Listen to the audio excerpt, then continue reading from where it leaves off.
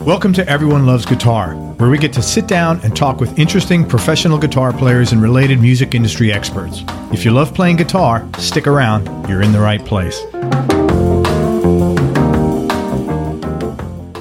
Hey, this is Craig Garber. When I'm not interviewing world-class guitar players, I'm busy helping clients with their marketing. In fact, since March of 2000, I've helped over 300 clients in 108 different industries all over the world sell everything from $20 books to $5,000 seminar seats and everything in between.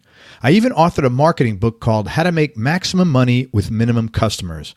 And now I'm giving away a free marketing strategy session to business owners who qualify.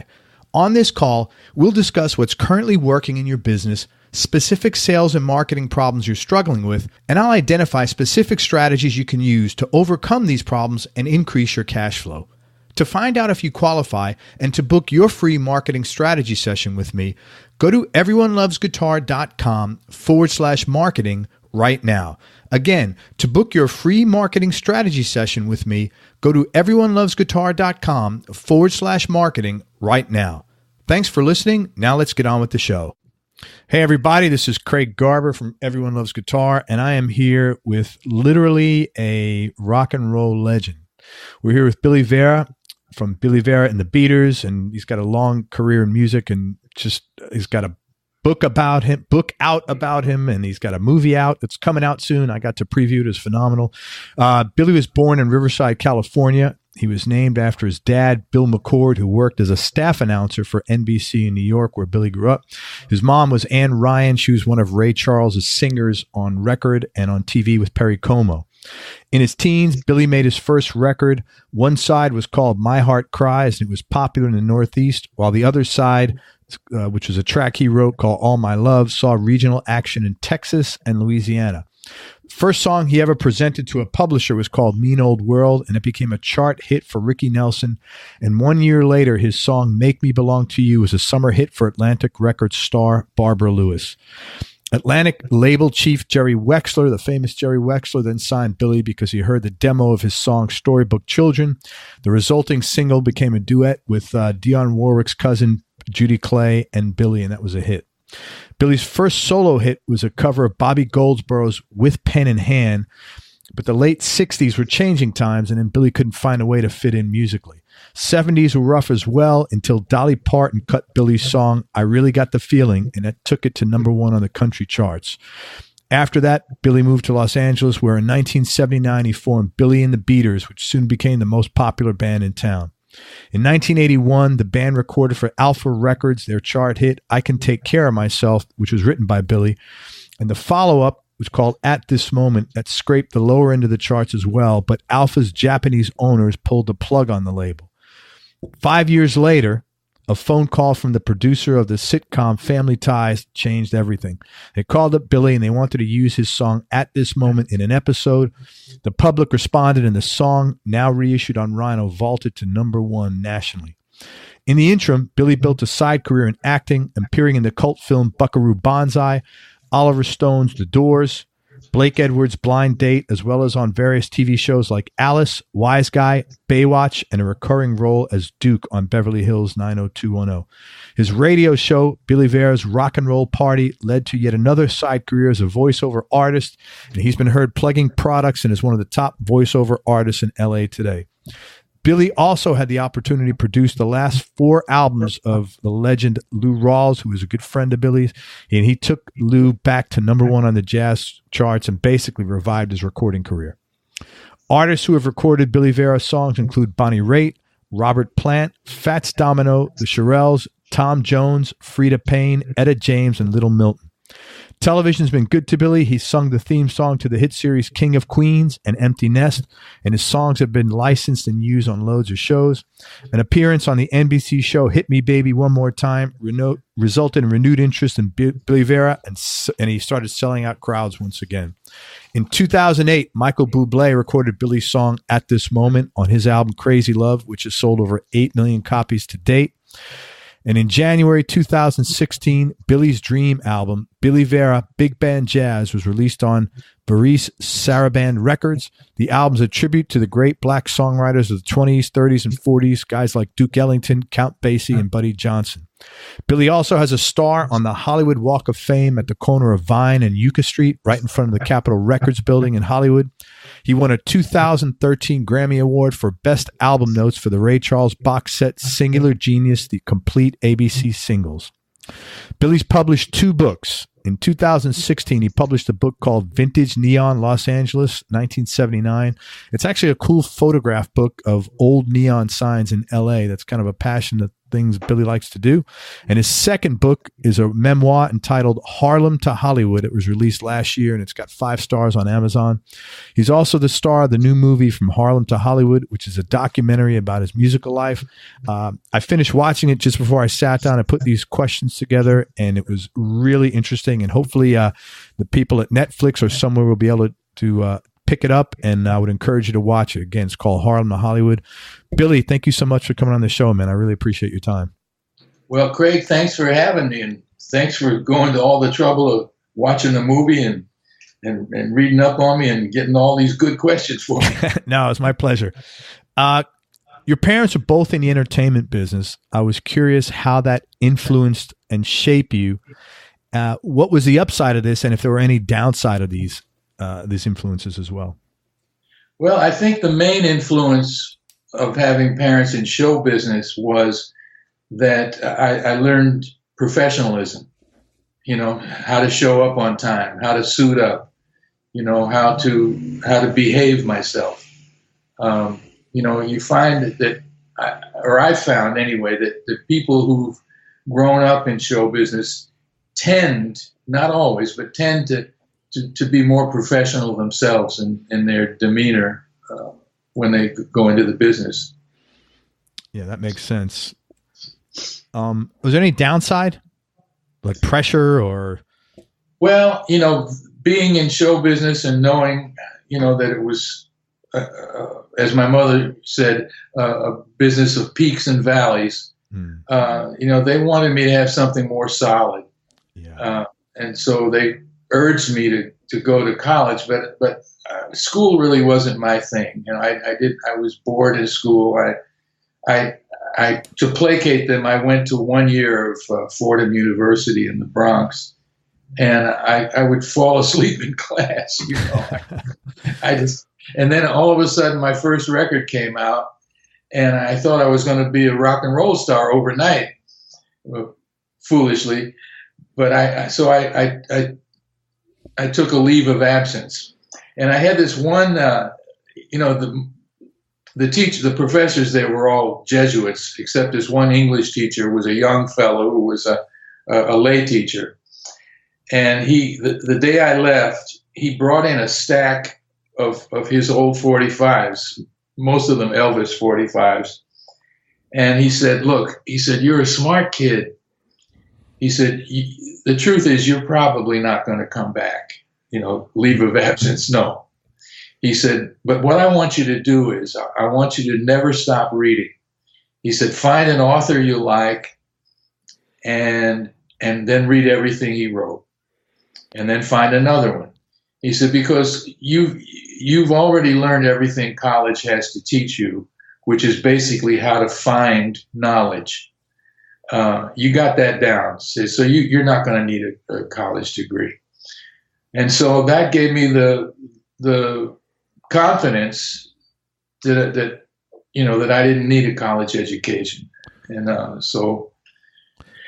And that was very cool of that guy to take you kind of under. It's really cool. It gives you a lot of confidence, and you don't feel like you're. It's tough to leave college, and that was supportive. I didn't feel like a failure, Yeah. I just was like, man, this ain't for me. This isn't for me. I totally get that. I know exactly where Fordham is. I lived not far away from there at one time. There you go. Only if you're comfortable answering this. I was curious what prompted you to adopt a stage name, because, like Billy McCord sounds pretty cool. And I was curious what made you do that, and where'd you get Billy Vera from? Yeah, looking back, I mean, it would have been a cool name. But the first manager I had, I was still in high school. I was 16.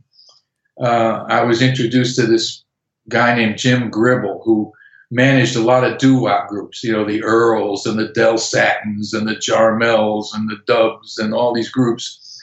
And he said, listen, he said, you got the same name as a 45-year-old television announcer. Your father's the guy on Tic-Tac-Toe and Concentration. When Jack Barry would say, and now Bill McCord, who's our next contestant? Well, our next contestant's a housewife from New Jersey. He said, people will confuse you if you have the same name as your dad. So see if you can come up with something. So I knew a girl whose last name was Vera, and I thought it was a cool name. Only had 4 letters in it, fit in the big letters on the marquee. And so I robbed her name.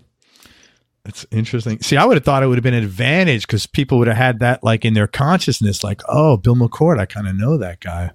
Mm-hmm. That's weird. Well, and you know what? If you had been my manager when I was 16 years old, my name would still be Billy McCord. You might not have had a career if I was your manager.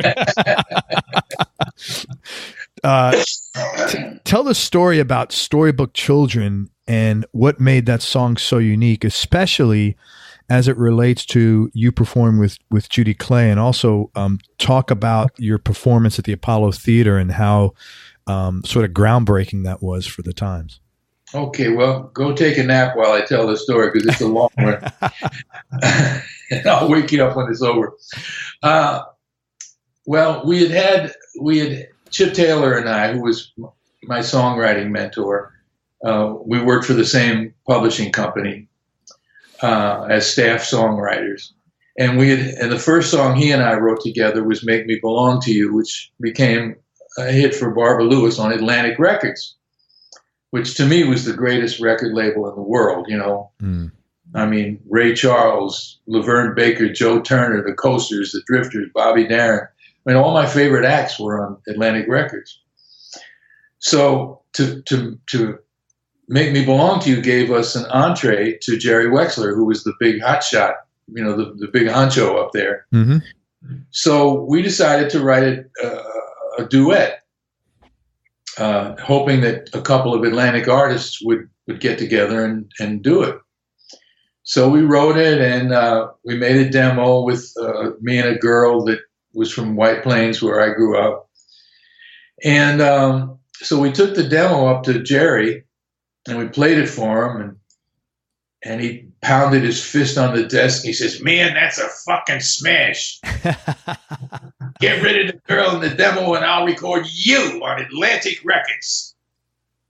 So, wow, I mean, that was like a dream come true, So I was friendly with Patti LaBelle and the Bluebells, who were also on Atlantic. I had the house band at this club up on the border of Greenwich, Connecticut, and New York, and we played there 2 nights a week, and we played 2 dance sets, and we back up hit record acts for 2 shows. Mm.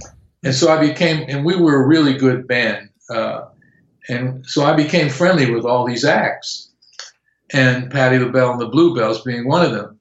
And one of the girls in the group, Nona Hendricks, had a lower voice, and I thought she might blend well with me. So I called her up in Philadelphia, and I said, "Hey, you want to make a record with me, for Atlantic, since you're already signed to Atlantic?"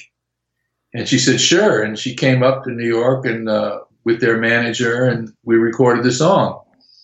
But then their manager got into the act, and he was afraid that the group might break up if Nona and I had a hit. And so then we had to audition about 20 more girls. They were afraid LaBelle would break up? Yeah. This was before they were LaBelle. They were Patti LaBelle and the Bluebells still that time. And so, I mean, every girl we auditioned sounded like she should be singing Stephen Sondheim songs. It was totally the wrong thing for this song. So we were just about to give up, and then Wexler calls up, and he said, we got this girl, Judy Clay, she's cousin of Dionne Warwick. Why don't you take a listen to her? So she comes over to the office, and she's about 14 months pregnant, and she has a chip on her shoulder the size of Wyoming, because you see, she comes from this great family. You know, you got Dionne and Dee Warwick, you got Cissy Houston, and Judy's sister was in the Sweet Inspirations with Cissy. And yet Judy had been the lead singer of the family gospel group, the Drink Art Singers. So she was a little bitter. So anyway, she sang great. And when she left, they said, well, man, she sings great, but do you think you can handle that attitude? And I said, yeah, I can handle that. I got a sister like that, you know. So we got Judy in there and we recorded the song, and it came out on Atlantic. And unlike most songs, which in those days would take off in the hinterlands, Storybook Children took off first in New York.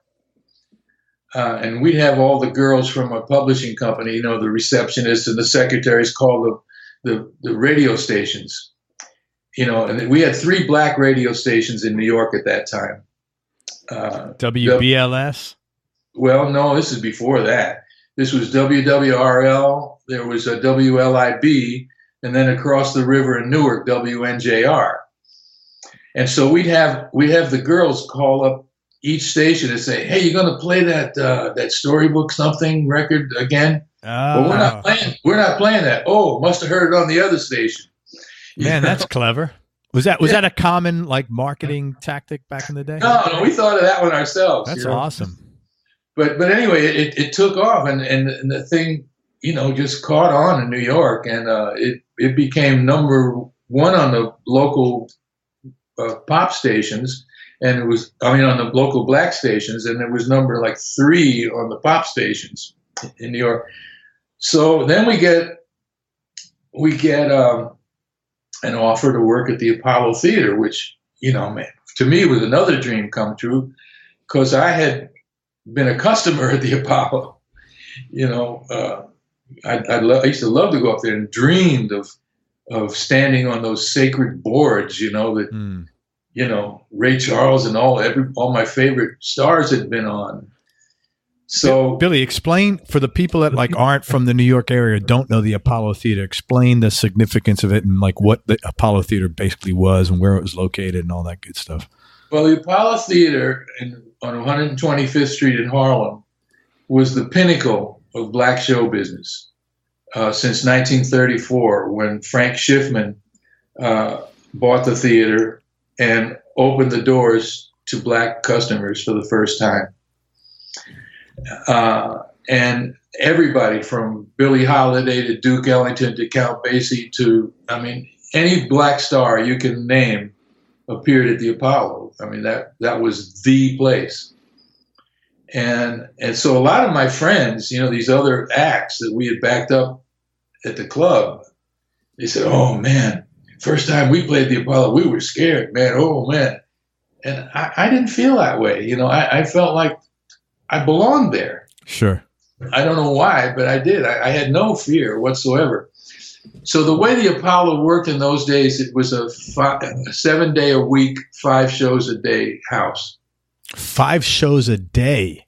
Well, yeah. I mean, it's not as rough as it sounds. I mean, you know, every act would do like 12, 13 minutes. Okay. Meaning 3 songs. Okay. Except the star would do maybe 25 minutes, maybe 30 minutes. So it wasn't as grueling as you might think.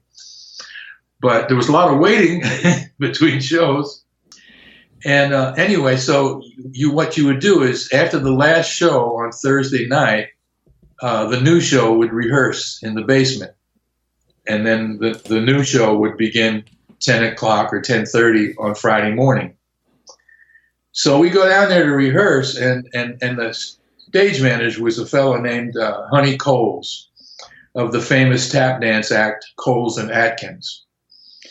And Honey looks at me because nobody had seen our picture yet. And he says, "You know, Harlem hasn't seen you yet." He says, he said, "I got an idea." He said, "Judy, you enter from stage right, and Billy, you enter from stage left. Now you wait for her to take 3 steps out onto the stage, and then you make your entrance, and watch what happens." Well, And they were a little afraid of that we might not be accepted because she was black and I was white. Mm. And it was only a month after Martin Luther King had been murdered. Oh, wow. Okay. I didn't realize that. And there were riots going on across the river in Newark. So they were a little concerned. Yeah. So they put us on second. Now, second is the worst spot on a show. The first act is usually a well choreographed act with a lot of flash to get the people excited. And then second is the position for a new act like us, or an act that was not that great. And then it would get better, star. So we go on first show, and I did what he told me. I waited 3 steps, and then I made my entrance, and I heard 1,500 people gasp. Oh, because they weren't expecting a white dude. Exactly. And I hear people go, "That's him, that's him." But they already loved the record. So there was an acceptance there already. But the Apollo audience, of course, was the most sophisticated audience you would ever want to play before, because they had seen everybody who was anybody, from the good, the bad, and the ugly. Mm. And we went over like gangbusters. They loved us. That's great. And so after the first show, Honey Coles comes up to the dressing room and he says, I'm going to change up the show. He said, I'm going to put you all on right before the star. He says, because ain't nobody going to follow you two motherfuckers. And so that became our spot whenever we appeared there. And we became a very popular act at the Apollo Theater. And I was just thrilled, It was just the greatest experience in the world. I remember one night, Wednesday night, they'd have amateur night after the last show. And I'd like to stick around after that, to see the amateurs. Mm-hmm. And of course, it was always a packed house, and it was Wednesday night. And all the drag queens were up in the box seats with their, 3-foot-high wigs and their tight dresses. That's hilarious, man. And they'd make remarks to any young fellows that caught their fancy. And in those days, I was kind of cute and thin and wore some sharp suits. And so I'd get a few remarks from the drag queens up there, Yeah. Was that flattering? Yeah, it was kind of cool, I figured if they like me, the girls must like me too. Yeah, right. But those kids, sometimes, you could, in those days, they didn't throw you out after each show. You could stay there all day, and a lot of the winos and junkies up in the top balcony, for $1, they'd come in at 10 o'clock in the morning, and in the heat of the summer or the cold of the winter, they'd be up in that balcony, half asleep, Gotcha. But and yeah, they were a wild bunch too. But anyway, we were very popular up there, and I many years later, about 20 years later, I went up there with Lou Rawls. He had to do a benefit, and I didn't look the same. I lost my hair and put on a few pounds, and so we go in the back door, the stage door, and it was like shoulder to shoulder in that little vestibule in there. And I saw Ralph Cooper, who was a big, important guy in Harlem. He was an actor. He had a disc jockey show. It's kind of like the mayor of Harlem, if you will. Sure. And so he's talking to Lou, and he's looking over Lou's shoulder, and he's looking at me, and I figure, well, I'm the only white guy here. So maybe that's why he's looking at me. And finally he says, "Billy Vera." He says, "Come here, boy." And I go over to him, and he throws his arms around me. And he says, "Welcome home, son." He said, "Your picture's down there in the lobby, and it will always be there." And he said, I want everybody in this room to know what this man did for our people." And I'll tell you, I almost cried, It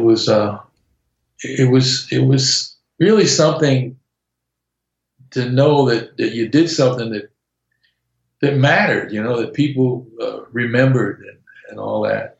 By having Judy Clay as part of your act and the 50% of the act. Well, yeah, I mean, don't forget, and younger people don't know this, but that was the era where integration was the goal. Right. Things changed, and that no longer, with the Black Power movement, integration was no longer the goal at one point. And unfortunately, it seems to have remained a lot that way now. Yeah. Today. But then, what we represented, I suppose, was the dream of racial integration. Sure. The way it could be. Yeah. Yeah. And the song, although it wasn't written with that in mind, but the lyric goes, why can't we be like storybook children? Running through the rain, hand in hand across the meadow. And so originally it was just written as an adultery song. It didn't have to be a racially mixed duo singing it. No, but wasn't there a story about like you saw something or Chip saw something and then you... Chip had told me later. He didn't tell me at the time, but he told me, and I don't even know if it's true or something, that it's apocryphal or something, part of his imagination. But he claims that he, on the way to work one day, he saw a little black and white couple little kids holding hands, and that gave him the idea for the title. So I have no reason to doubt him, except I don't remember having that conversation with him when we wrote the song. And you banged the song out in like really quickly. Yeah, fairly quickly. He came in the office that day and he says, and I used to sing this song by the Joe Cuba Sextet. It was like a hipster ballad called "To Be With You," and it had interesting chord changes. He says, "What the hell are the changes to that song, To Be With You, you do?" And I played them, and so we really wrote a new melody over those chord changes. And then the song came about. Yeah. Was that one of the emotional highlights for you career wise?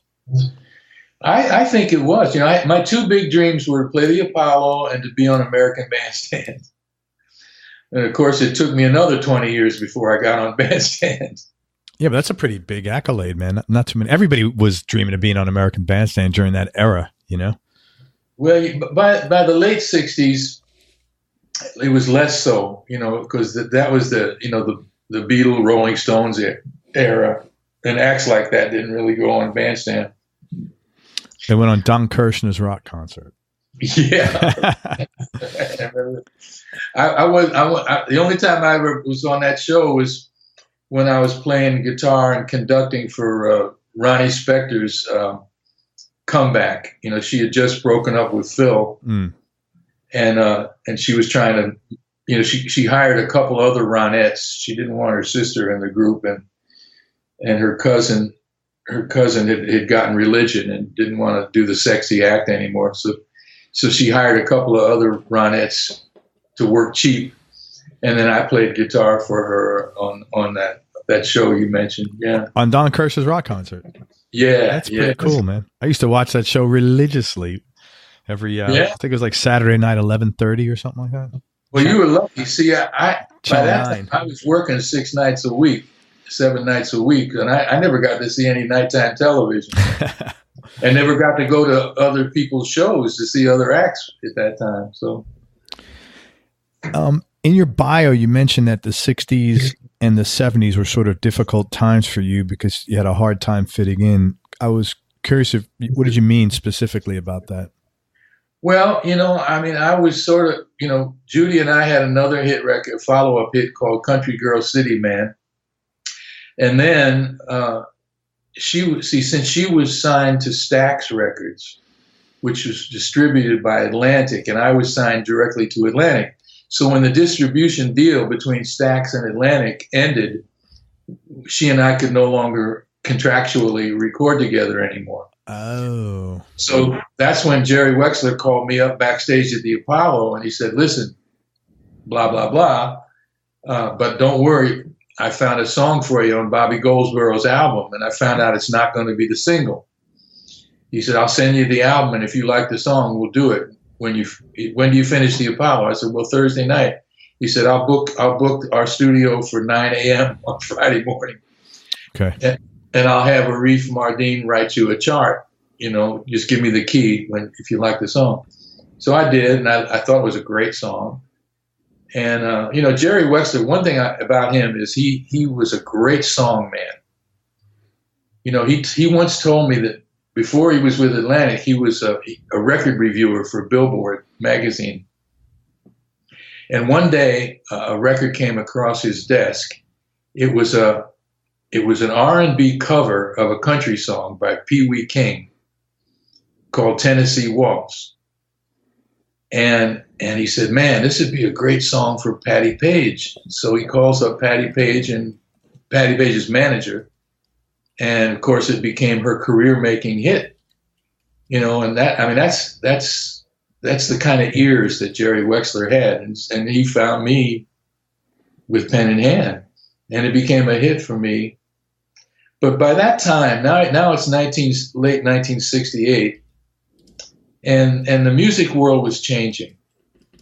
The English acts were in, hard rock was coming in. Atlantic was signing acts like Crosby, Stills and Nash and Led Zeppelin.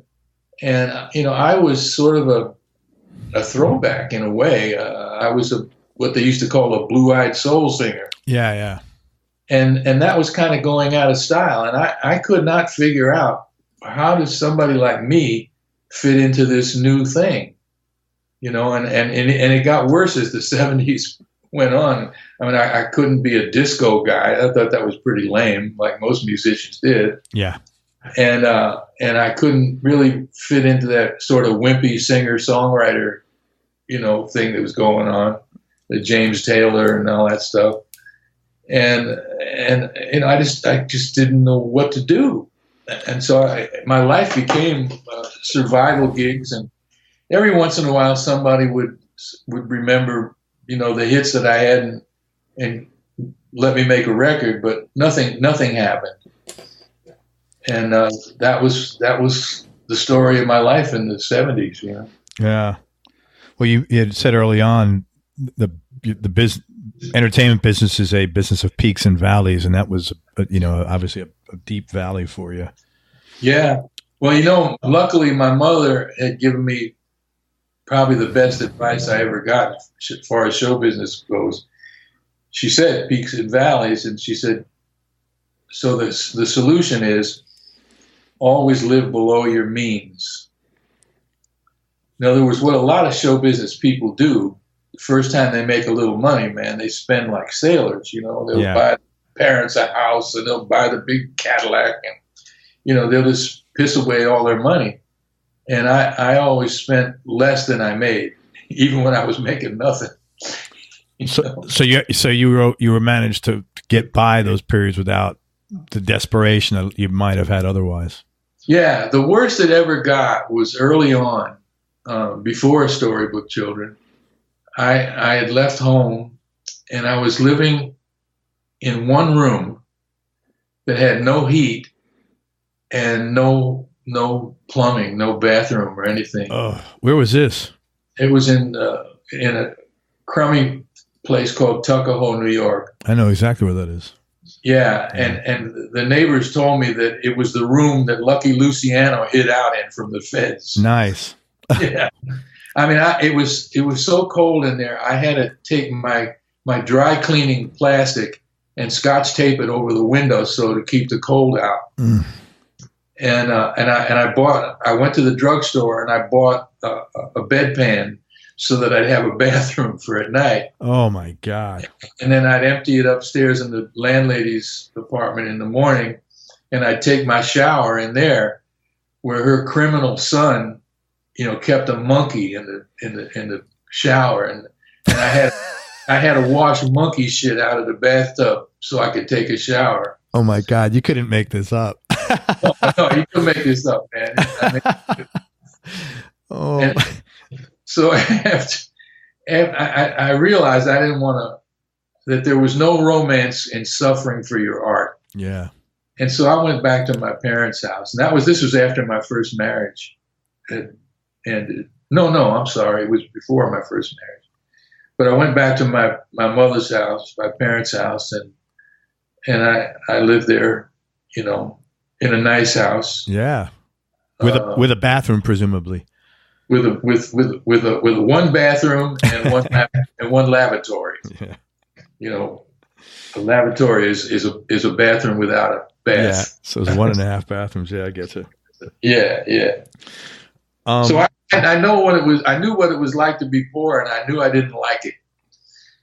So I said, if I do what my mother said, and I save my money, and I spend less than I need, and I never felt, so my needs were never that great, so I was able to get by, but for a long time it was hard.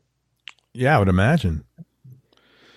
In the movie, you were paid $2,500 for the song to let Dolly record it. I was curious, was that your entire compensation, or did you get royalties on that as well?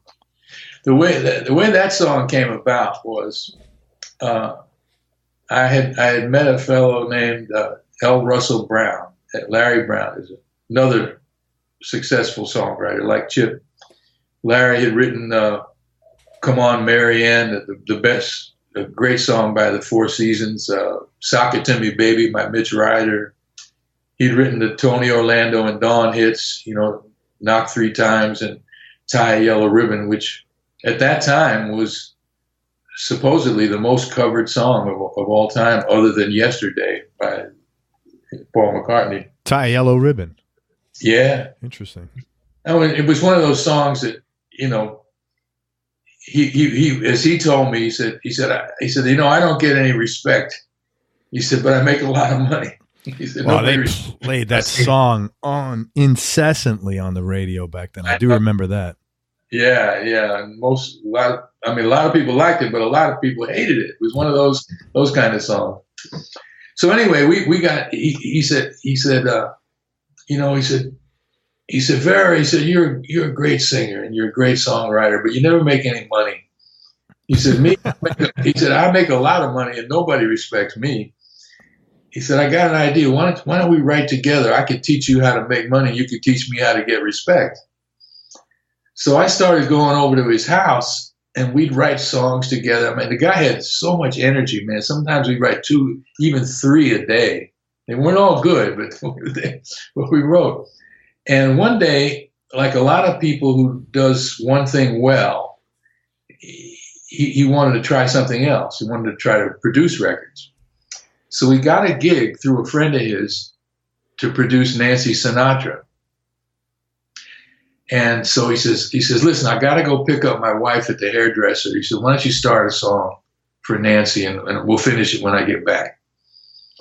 So I'm thinking, what the hell? Nancy had recorded Storybook Children with Lee Hazelwood, her producer.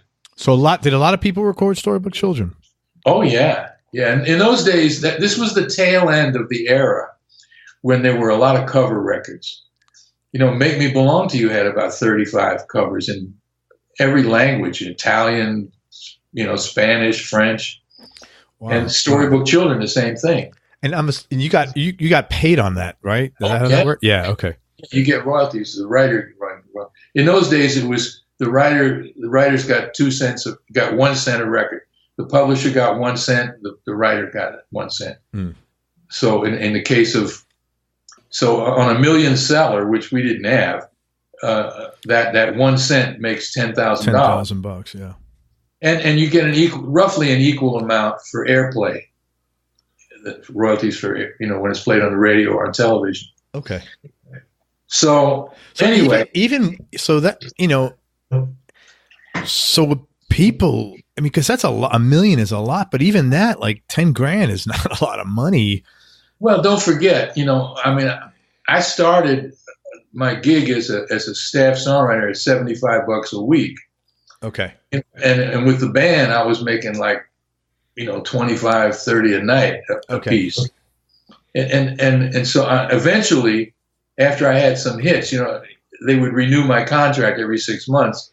And eventually I got up to $250 a week as a songwriter. And that made me one of the highest paid writers in the city. Yeah. I'm thinking in today's dollars. You're right. Okay. Yeah. Yeah. 10 grand was a lot of money back then. Don't forget, I lived in a fairly nice apartment up in White Plains for $140 a month.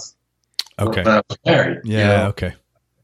So, I mean, that same apartment would be like, $2,000 now. Yeah.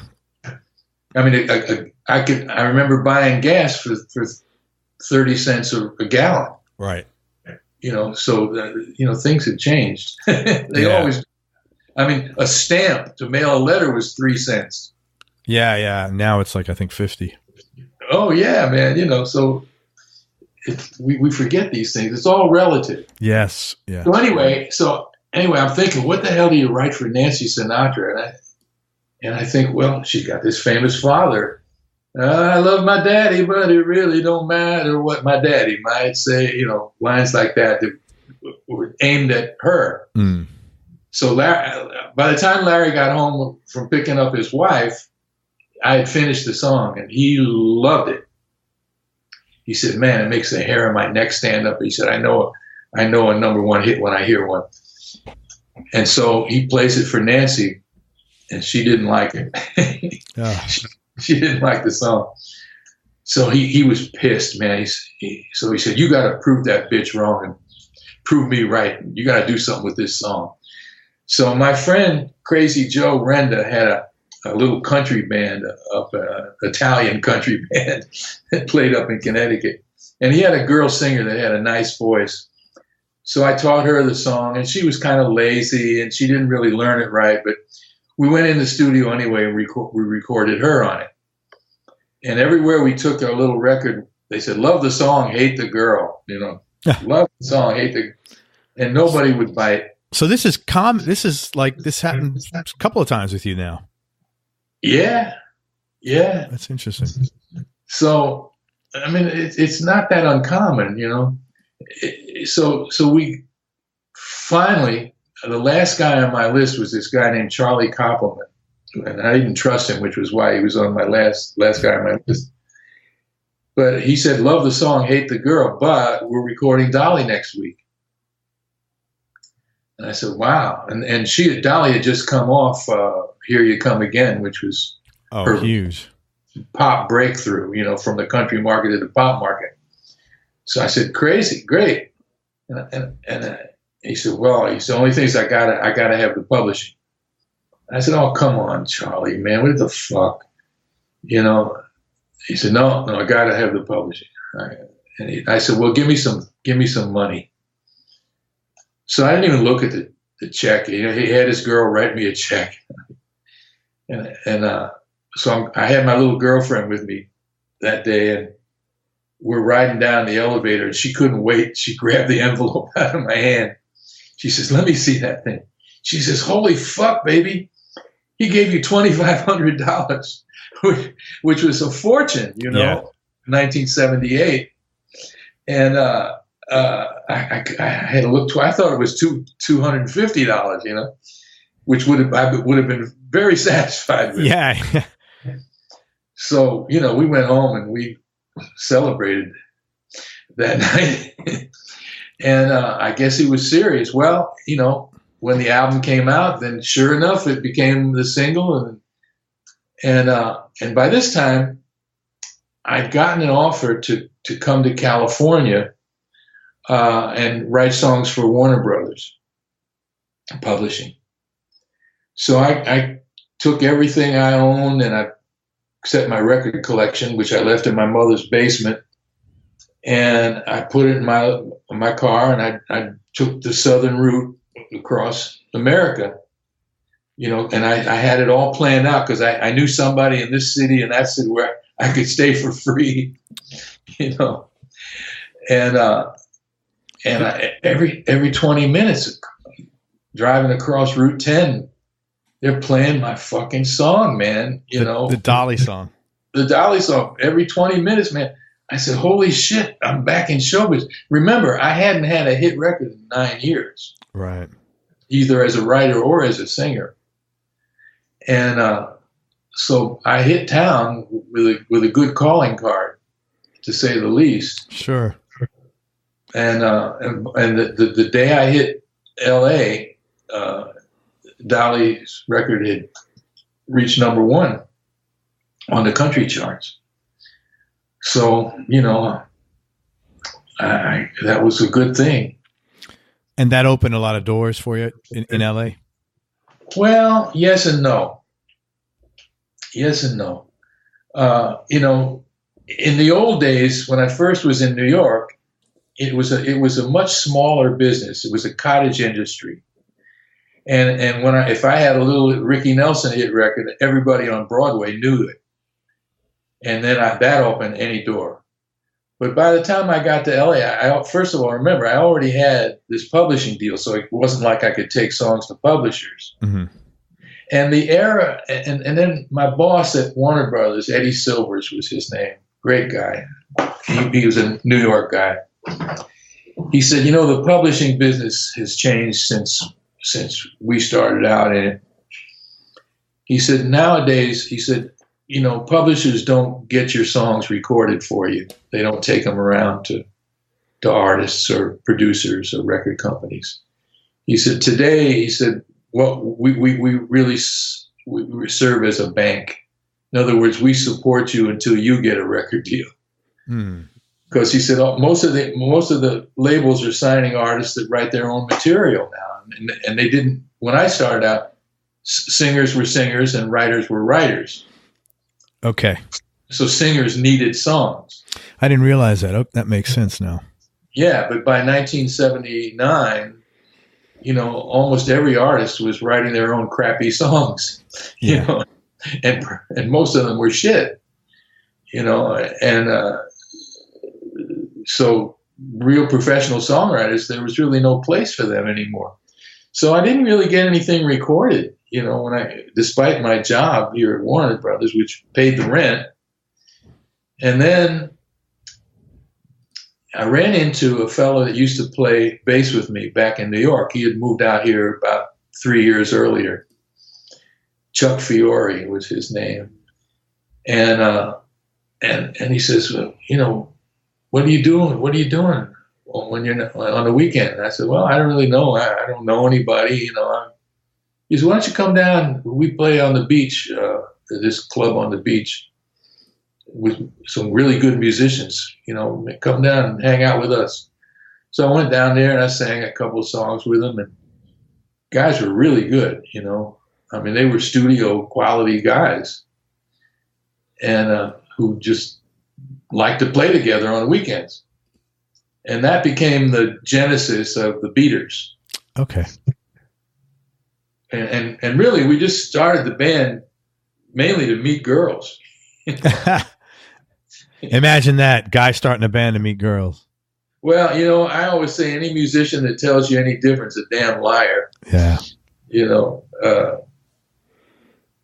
We quickly became known around the beaches down there. And then this guy that used to manage me back in New York was out here too. And he said, to get known, he says, you really got to be heard in town, in Hollywood. He said, that's where all the action is. So he got us a gig at this club named Pippi's that was owned by some Boston gangsters. And a lot of musicians used to go in there, and singer entertainers would go in there.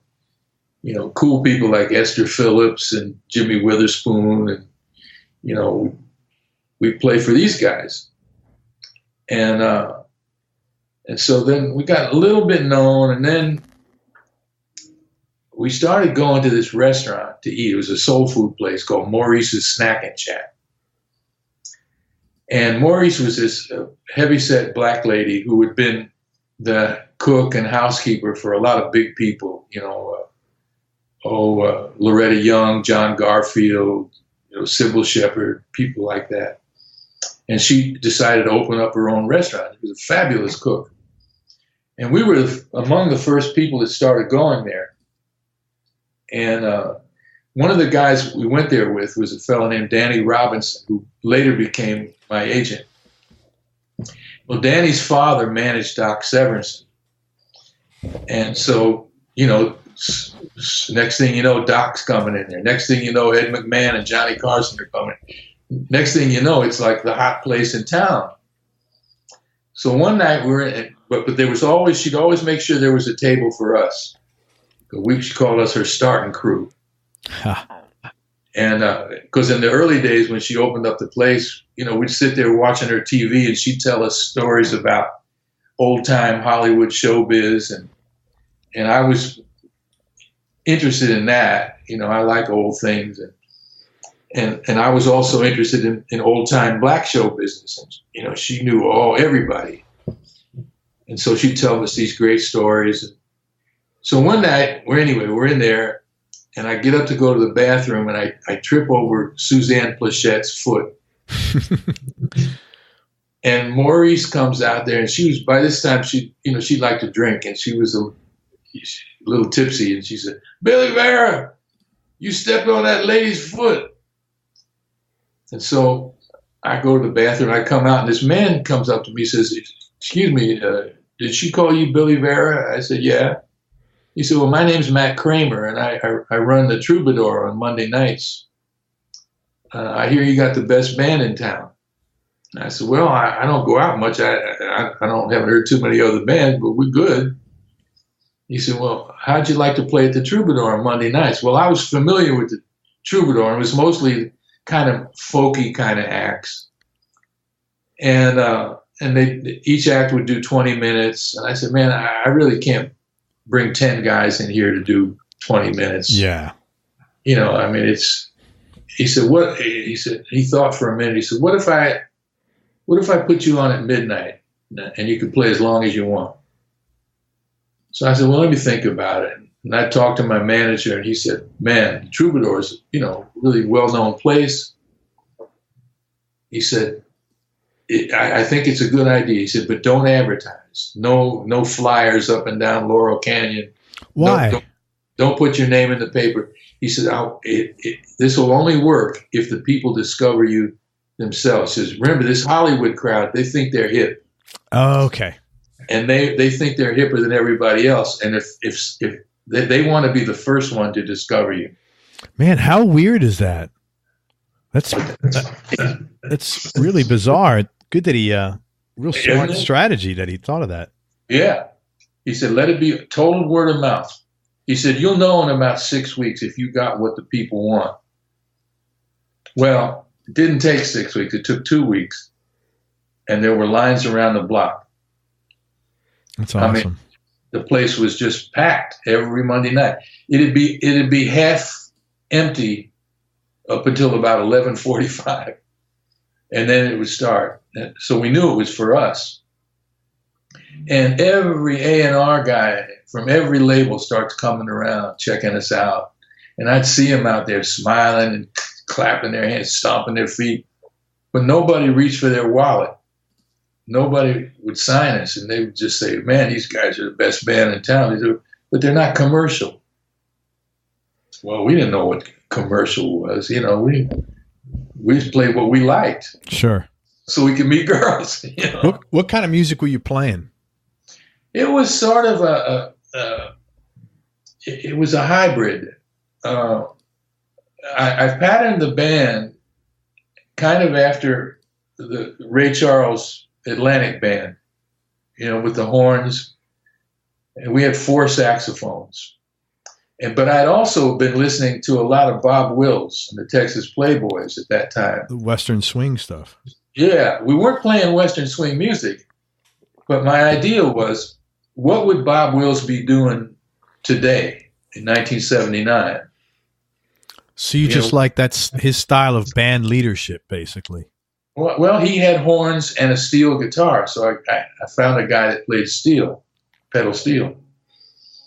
And Bob Wills, the way I analyzed it was his music in 1939 was a combination of jazz and country and swing and black music.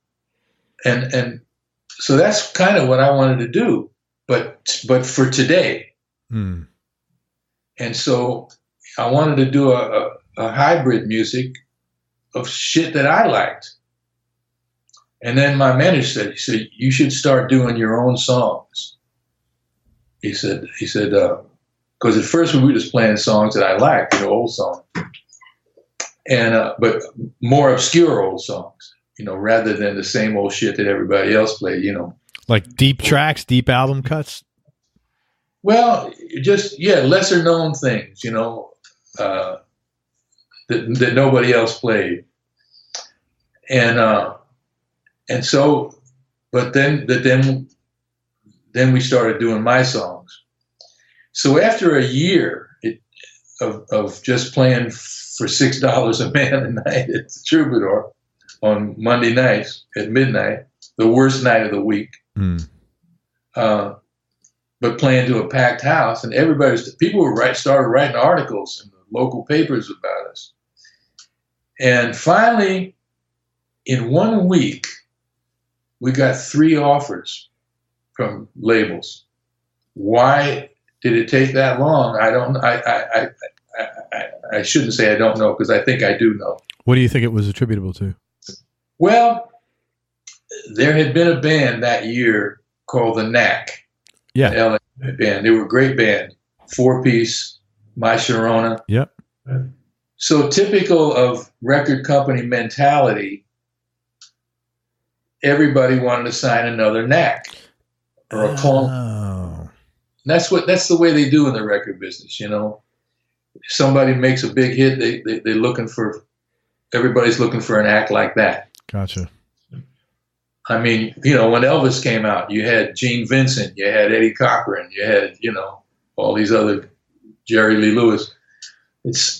When the Beatles came out, you had 9,000 English acts. So this was the same thing. Okay. Well, and inevitably those acts tend to fail, the copycat acts. And so then when that happens, then they finally come to their senses and they start looking for something different. Well, we were different in spades,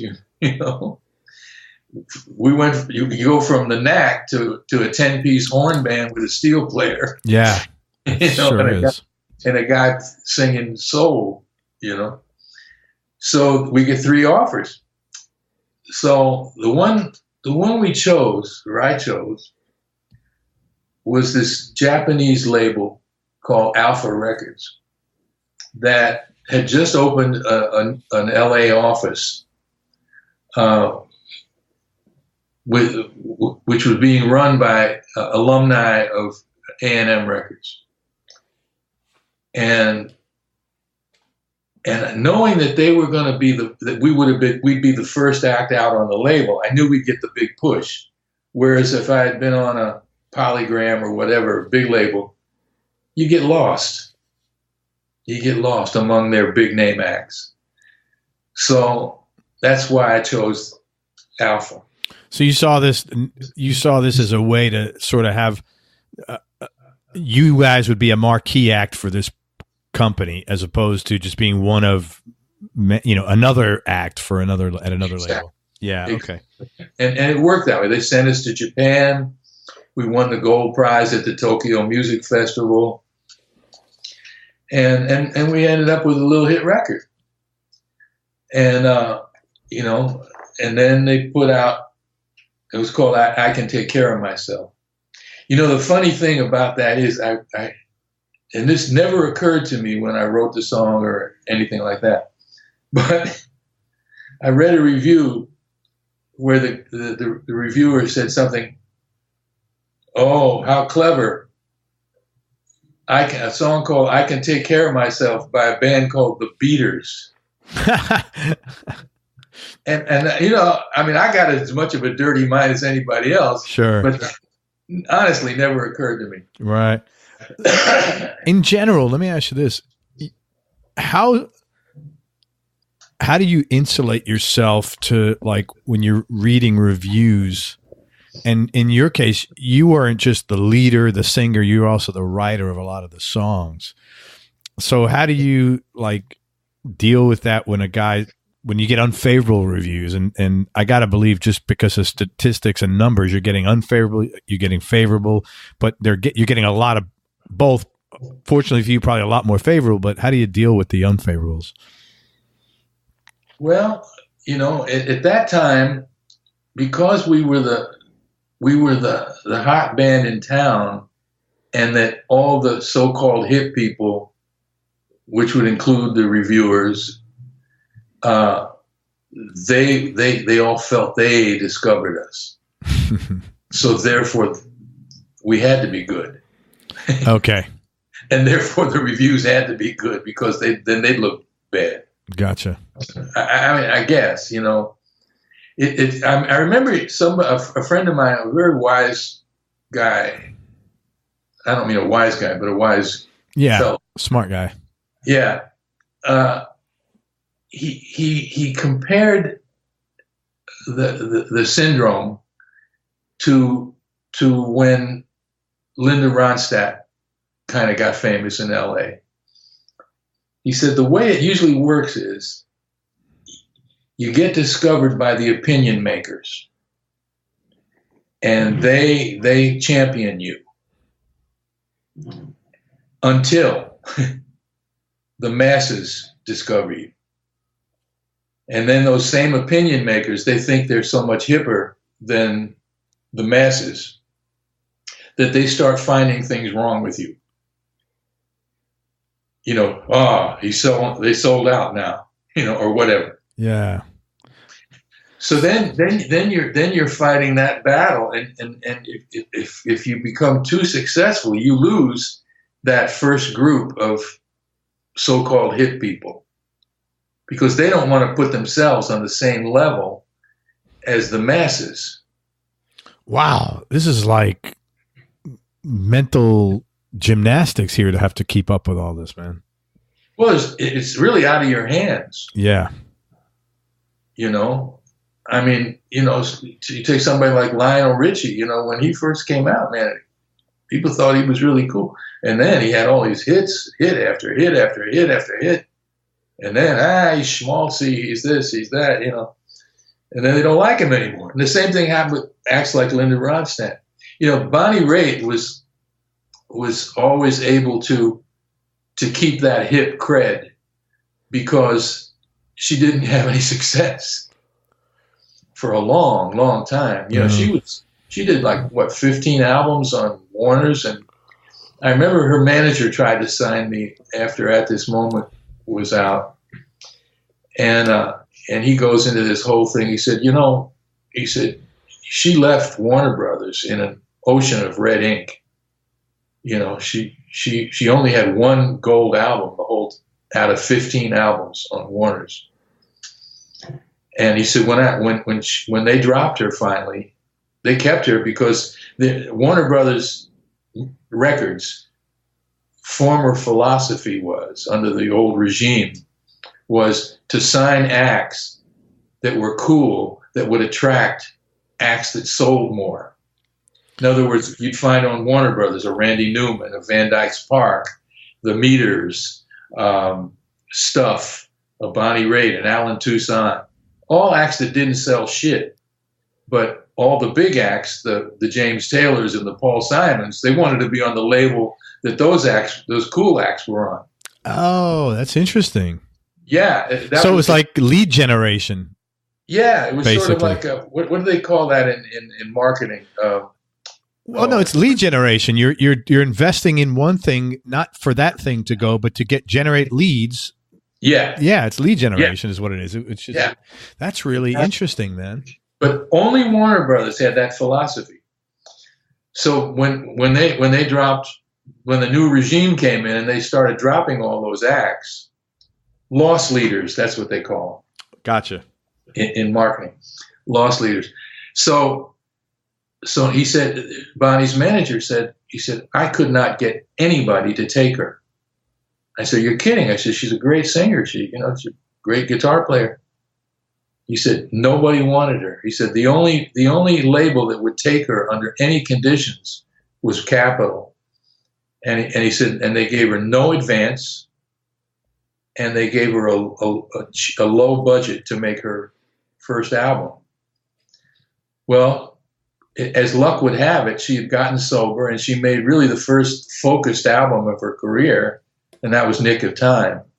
And of course, it sold 3 million records and got her a handful of Grammys. And she became a star to the masses. Mm. And I knew Bonnie because we were on the board of directors of the Rhythm and Blues Foundation together. She had asked me to join that foundation. And so after she made Nick of Time, and she called me up. She says, "Listen, man," she said, "I don't write much. I need.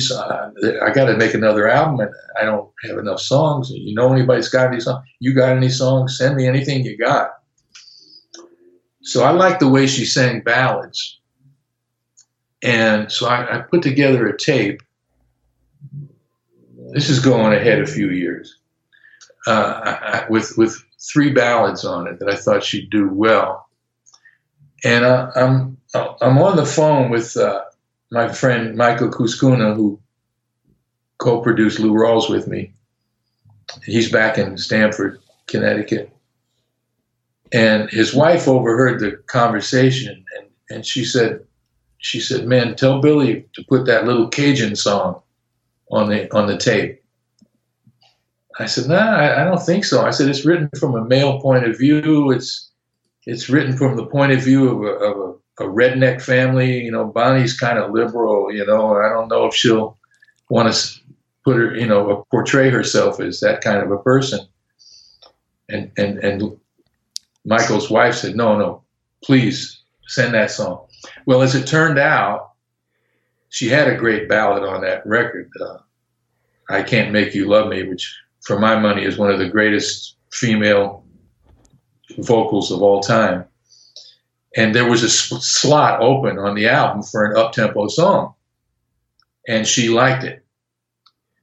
So she said, "But I want to play that guitar lick that my guitar player had made up."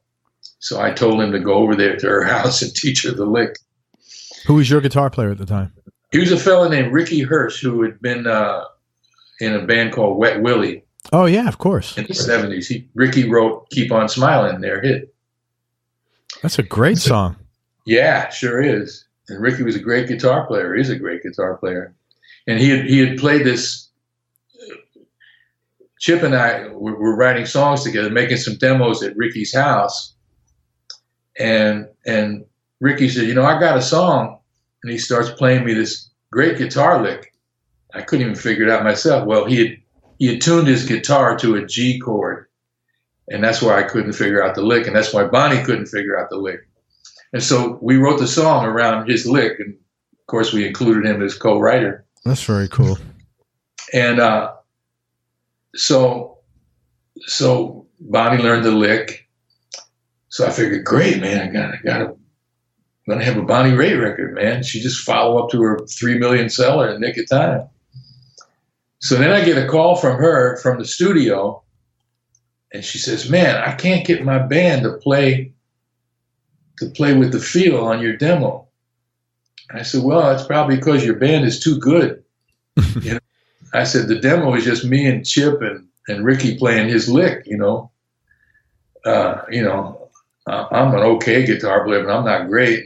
And I'm playing, I was playing Ricky's little $5 keyboard to sound like an accordion, a Cajun accordion. And Chip's just banging on the one chord he knows, And so she said, "Well, can you come over and show the band what to do?" I said, "Sure, I'll come over." And so I go to the studio and I listened to them play. I said, "Well, you guys are playing too busy, man." I said, "You got to play it dumb, man." So I told the drummer, I said, "Look, just play 1 and 3 on the bass drum and put your hands in your pocket. Don't play anything else." Put your hands in your pocket. And then the bass player, I told him the same thing. I said, keep it really simple, simple, simple, and dumb. And I played my little stupid lick and on my Telecaster, and then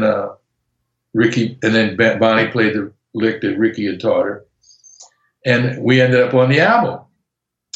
So before I go back to New York and we're finishing up Lou Rawls, and I told Bruce Lundvall, who was the head of Blue Note Records, I said, "Oh man, Bruce, Bonnie just cut one of my songs for." I said, he said, "Well, don't get too excited." They still felt this way about Bonnie. He said Nick of Time was a fluke, man. She'll probably sell 400,000, So, well, it ended up selling like 5 million. Oh, that's awesome. It ended up being the biggest album of her career. She's had I've interviewed several of her guitar players. She has some really good guitar players over the years. Well, one of them was the original beater, George Marinelli. Yeah, I interviewed George. Yeah, great guy. Yeah, great guy. That's funny. I didn't know he was with you.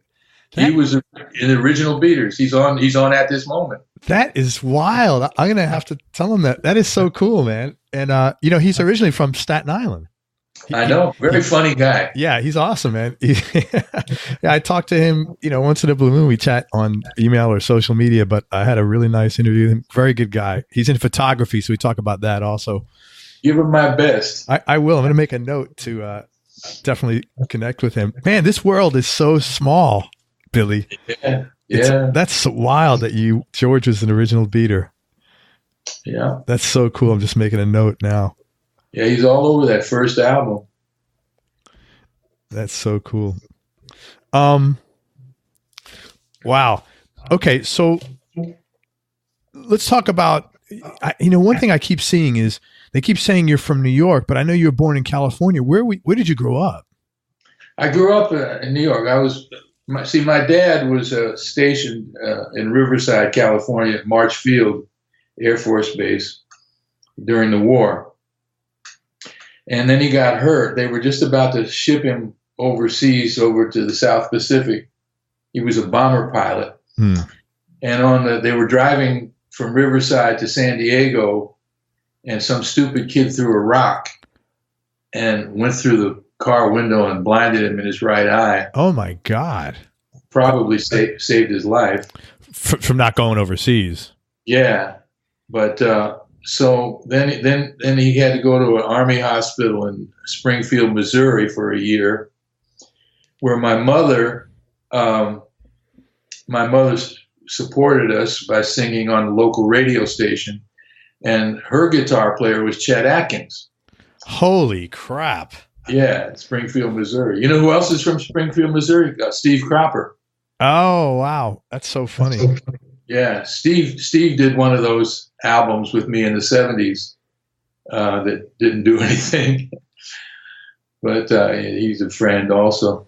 So then my dad had worked as an announcer in Cincinnati before the war. So now I'm 3 years old, and we go to Cincinnati, and then both he and my mother worked on a big radio station there called WLW, 50,000 watts. And we were there for 5 years. So then we moved to New York because, okay. Yeah. And so from about age, second grade on, I lived in New York until 1979. Okay. Where'd you live in the city? In a hotel at first. And then we got an apartment up in Mamaroneck. Okay. For 1 year. Nice area there. Huh? That's a nice area. Yeah, this was, not much of an apartment. My sister was born there in 52. And then they, by that time he had his staff announcer job, so had income, and they bought a little house up in White Plains. Okay. And then that's where I spent the rest of my life, my early life up there. As you grew up and started getting into performing, did you know, like, okay, this is what I want to do? Or was it more like, this is the family business, this is just what we do? No, because I was in rock and roll, so it was almost a different business than what they were in, and also, my mother had kind of given up on being a star, because by the time we came to New York, she was 32. And it's too late for a woman in those days. I was going to say how times have changed. It's like people are just getting started. Yeah.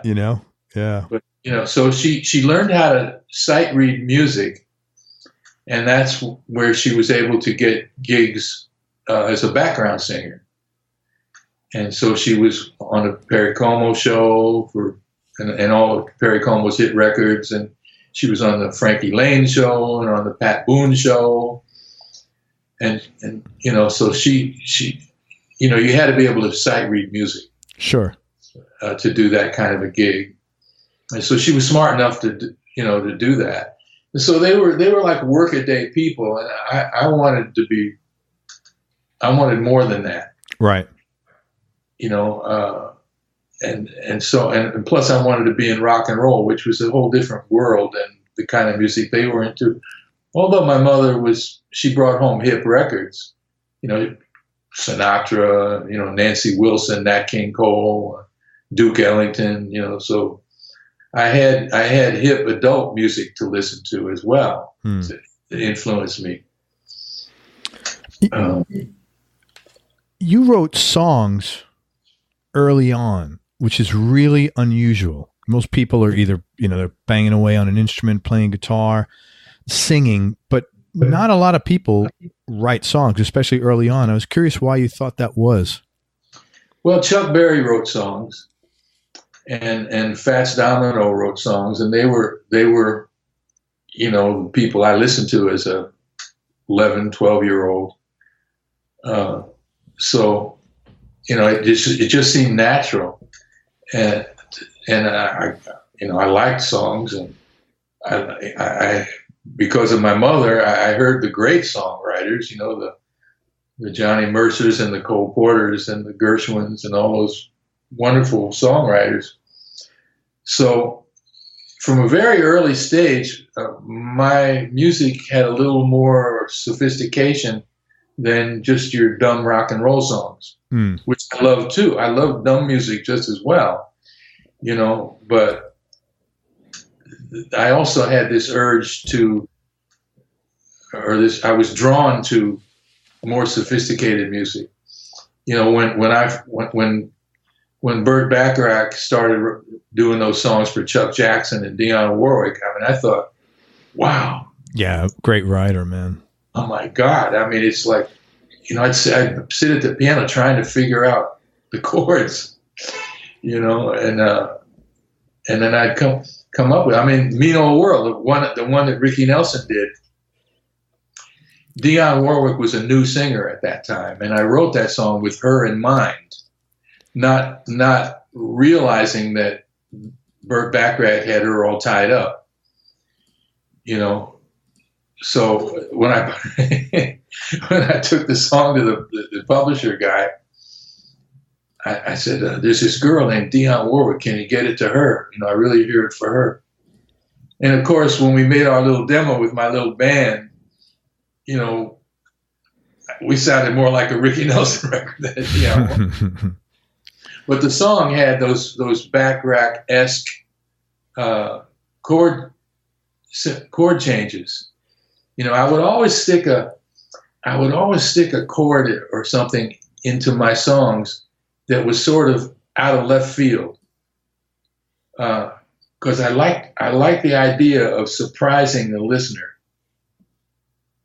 Even the first record I made with that little song "All My Love," it would, to this day, Chip still talks about that song, which makes me feel good because he's such a great writer. At the end of the bridge, it was in key of F, and I threw in like an A flat, at this sort of at the end of the bridge, and it sort of makes people jump. Yeah. What the fuck was that, man? And I've always tried to do that, and and when I would write songs, I would always bang away on the piano until I came up with a set of changes that were not the same old tired, everyday, commonplace crap that you hear everybody else writes. You know, I wanted my writing to be different. And you worked at it. I worked hard at that. I mean, look, I can write a dumb song as easily as the next guy, you know, but I really get off, you know, writing something that's like out of nowhere, you know. Let me ask you this. This is a tough question and you don't have to answer it. Do you think that hurt you to some extent commercially? Maybe, but I think what hurt me more was my shyness. You know, you take a guy like Neil Sedaka, he got the biggest set of balls. I mean, he'll play 10 songs for you at the drop of a hat. And, you know, and most of your successful songwriters have a very thick skin, you know, and they'll just play their songs for anybody, you know, whether they want to hear them or not. And I was always just shy. It's not that I didn't think my stuff was good, because I knew I was good, but I was just the opposite of what I am on stage. You know, on stage, I have a lot of confidence. I know I can, you know, I'm not afraid to follow anybody. Sure. That's really interesting. As a performer, but as a, you know, with whether it's with girls or whether it's showing my stuff to people to try to get them to do something for me, I just, to this day, I still have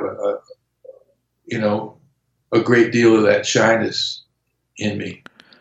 That's how you wired. That's just how you're wired. I'm afraid so, and I think that really hurt me career-wise. You know, it's interesting you say that, because I think that in any endeavor, whether it's business or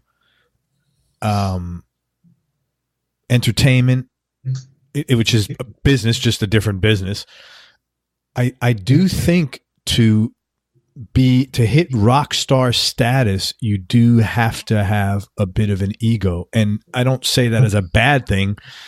Some people have it, some people don't. Well, there's a healthy ego. Yeah. You know, and some of them have, listen, we talked about it earlier, the narcissism factor. Yeah. It's like my shrink said, she said, you know, to be in show business, a person almost has to believe that they have something so special that the world needs to hear it or see it. I think you have to be being the center of attention, and being liked has to be important to you to a greater level than normal. Yeah, I mean, liked is putting it mildly. You really want to be loved. Yeah, I mean look at Judy Garland, the desperation of, if you've ever seen her film of her performing. Yeah, I saw that years ago. It's pathetic. You know, it's really please love me, please. You know. But I think that's true in any industry, because I'll tell you, I was like kind of a guru online. And everybody would say, hey, how come you're not like so-and-so, because you're so good and blah, blah. And this is as it relates to marketing and writing ad copy. And I said, you know, I'm not that guy. I just didn't want to be, you know, I'm not the guy to post deep shit on Facebook as if I got my shit together and no one else has. You know, I'm not the guy to, you know, here's me at this resort. I don't care about that stuff. And I think that was why I was not that rock star guy, because I was not, being liked was not a big thing to me. You know, going on Facebook and having 100 people liking, and I still don't care about that to some extent, to be very honest with you. You know, I promote my show, but like, you know, you want to listen, great, and I'm very grateful for the people that do listen, but so I understand what you're saying, really 100%. There is a fine line. I think you really need to walk on Facebook and things like that. You want to make them aware of what you're selling, but you really also, you don't want to be an asshole about it. Yeah. Well, for me, my thing is I always just wanted to be myself. It took me a long time to like myself, and I like it's important to be genuine. And I can look at my kids in them, and I feel like if I'm genuine, I have the right to tell my kids advice. I have the right to try to help somebody and be myself with it, and I just couldn't not be me. It was really tough. I get that. Yeah. So I totally understand that, man. That being said, if you had to go back and give advice to your younger self, assuming younger Billy Vera would have listened, what advice would you have given? I'd say grow a pair.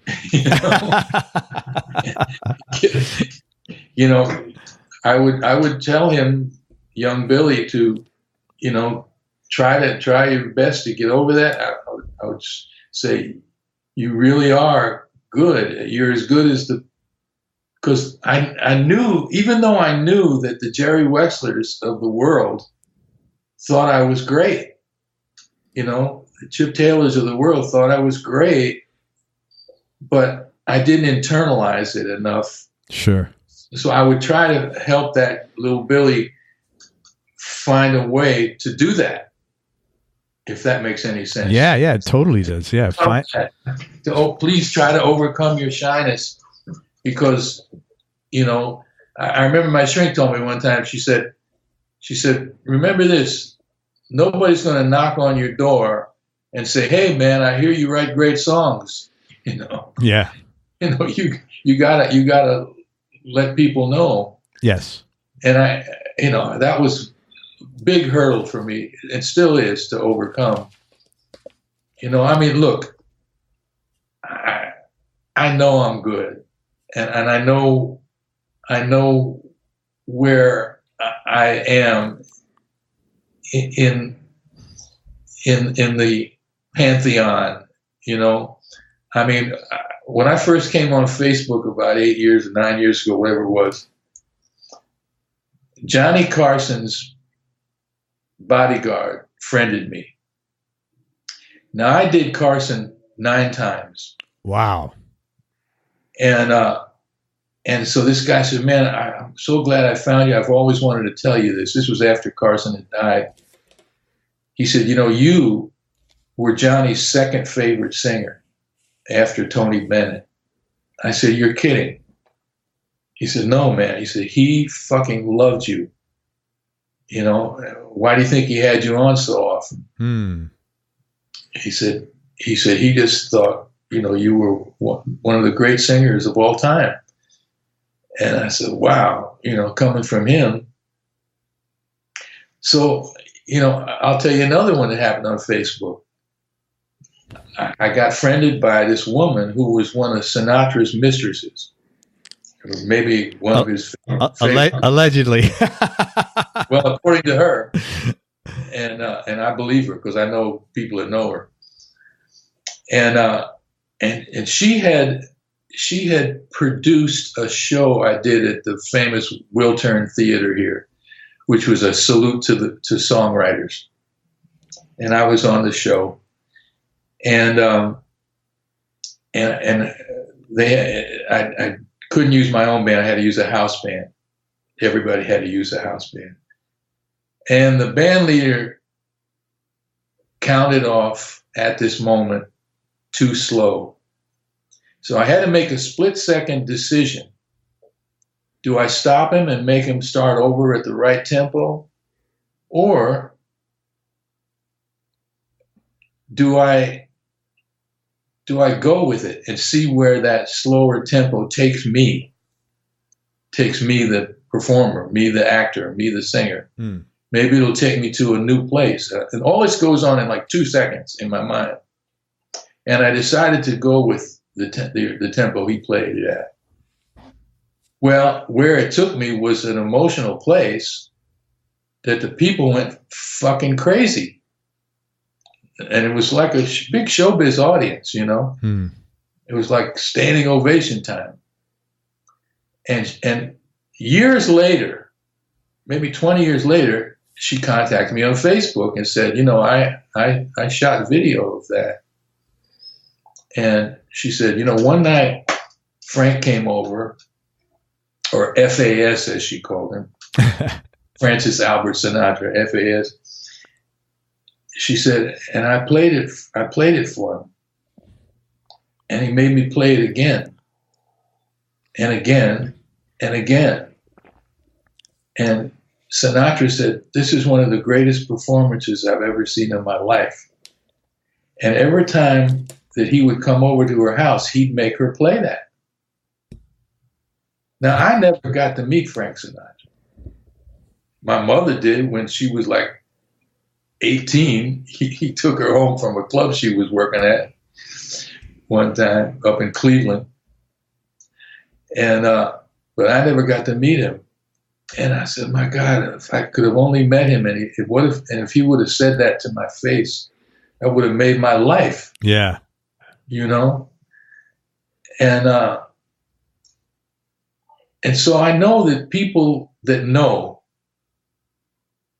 think I'm really good, both as a songwriter and as a singer. And yet, that even that knowledge doesn't take away that shyness. Right. I get you. You know, I mean, so I know in my head, but, you know, I don't know emotionally, I guess, or internalize it. You know? Yeah, that's a hard thing to do, man. If you're yeah, obviously it's a hard thing to do. I mean, one time we played there was a guy out here named Jerry Perenchio. He was partners with Norman Lear. Mm-hmm. He was worth $500 million. We played at his wedding, and everybody was there. I mean, from, my God, you know, Dick Clark to Nancy and Ronnie Reagan. You know, I mean, Herb Alpert. I mean, all these A-list people were there, and then we played his 5th anniversary, wedding anniversary as well. Same thing. All these big shots were there. And he had bought this. Do you remember the show, The Beverly Hillbillies? Oh, of course. Yeah. He bought that house and the mansions on either side of it for privacy. That's how much money he had. Wow. And he was, as much money as he had, that's how generous he was. That's nice. Yeah. I mean, he paid us like 3 times what our normal fee was. Wow. That's really cool. He had 120 strolling violin players at this wedding. Wow, that's kind of nutty. It was out there, man. He had Andy Williams up in the balcony singing, I'm always thinking of you, Marty, because that's his wife's name. Right? So, you know, one of the other acts that they had performed that night is Tony Bennett. Well, he didn't want to follow us.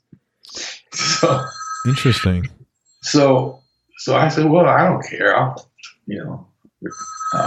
They're paying me plenty of money. I'll follow Tony Bennett. I don't give a shit. Sure. You know, but that's the kind of confidence I have as a performer. Because when you've played the Apollo Theater and played to standing ovations and had to do encores at the Apollo Theater, you know you can play anywhere for anybody. Sure.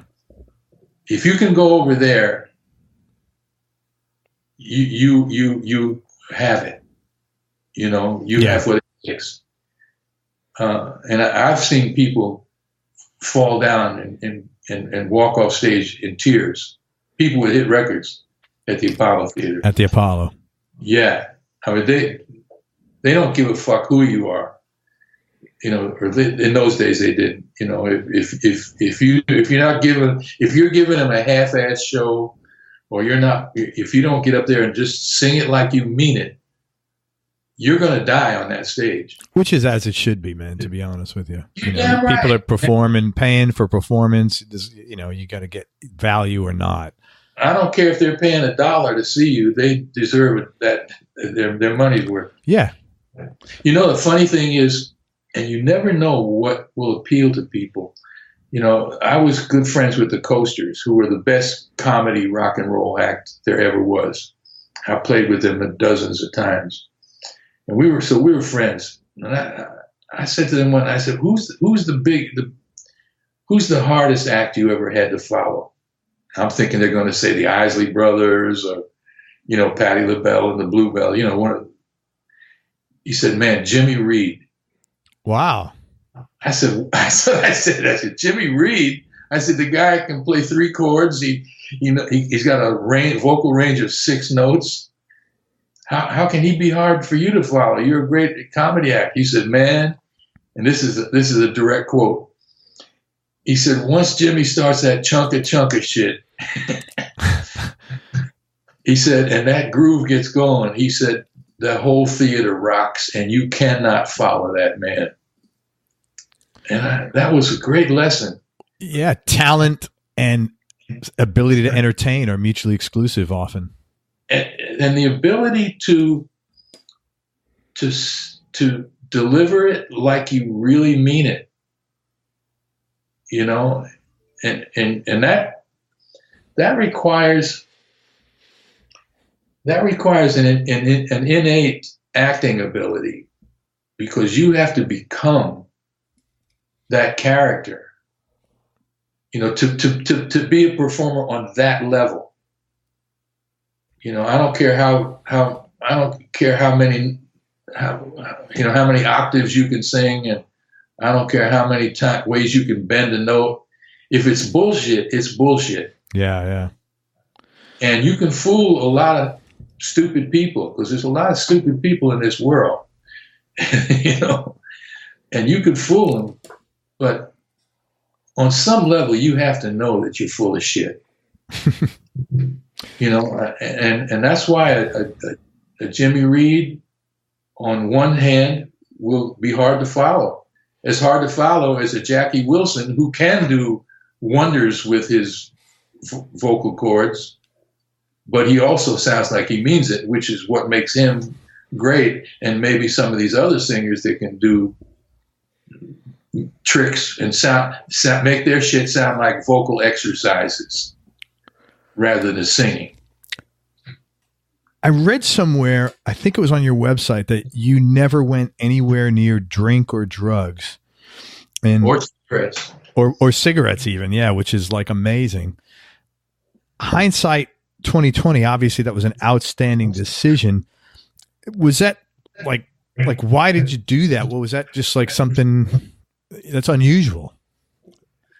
Yeah, well, a number of reasons. As I said earlier, I was embarrassed by my mother's behavior when she drank. I hated the way my father's clothes smelled when he smoked cigarettes. Oh. But when I started working in clubs, I'd see people that were all drunk and later doing drugs, and I just thought it was stupid. Being the band leader, I collected the money at the end of the night and paid the other 3 guys off. And in those days you're getting $25 a piece a night. Amazing, right? Yeah. Well, I also had to pay everybody's tab. Oh. So this one goes home with $14. This one goes home with $12. I go home with my whole $25. Well, that seems smarter to me. Okay. That's honestly though, that's really amazing that you're in the, you're playing in the den of inequity and you're not even like having anything. It's just, it's great. It's just very unusual. It was also lonely, especially later when everybody started doing drugs. Yeah, I would imagine. I'd be the only sober one. I got nothing to talk to them about. They come into the gig and this one say, "Oh man, I got so fucked up last night." "Oh yeah, me too, man. I was throwing up all over the place. It was great." And I'm like, what the fuck is it with these people? and I also, I didn't chase women. I again, that shyness. Yeah. I mean, I could never, to this day, I could not go into the supermarket and say, "Hey, are you buying Scott tissue or Kleenex?" Or whatever. Whatever men do, I never learned. I never had to learn the skills that normal men have to learn to meet women, because you come off the stage, the prettiest girl in the place is generally there, waiting for you. "I like the way you sing," Right, right. And so they come on to you, or they make themselves at the very least available to you. And if someone will introduce you, or if they'll introduce themselves, then I'm okay. I mean, I can talk to them like I talk to you. Sure. But if my life depended upon it, I could see the most beautiful girl in the world. I could not make the first move, then or now. So, but yet there were women available, and so but the ones that I did pick were not drunks. Sure. Were not, the ones that say, "Hey man, you got some cocaine, you got." I don't want to be with a girl like that, even for a one night. Yeah. That's amazing, man. Occasionally I would, and it was always a mistake. Good for you, man. That's really amazing. That is definitely, to your credit. I don't know how you managed to sidestep that, but that is like incredible. I think for somebody who did what you did, as long as you did it and where you did it. But I did make a lot of mistakes. My weakness was these narcissists. Narcissistic women. Narcissistic, beautiful women. Yeah. I mean, it was, if they have no shyness about letting you know they like you, And the thing about it, here's another thing about the narcissistic personality is when you first start dating them, you are the greatest thing they ever met. You're the smartest. You're the most talented. You're the best lover. You're best. And then once they've conquered you, that's when they lose interest. You're no longer a challenge. Yeah, and then it's off to the next challenge. Because their like sexual and emotional meter is driven by control. So once they've conquered, it's like, oh, that's not fun anymore. I need to go find somebody else to control and conquer. Yeah. That's a nutty thing, man.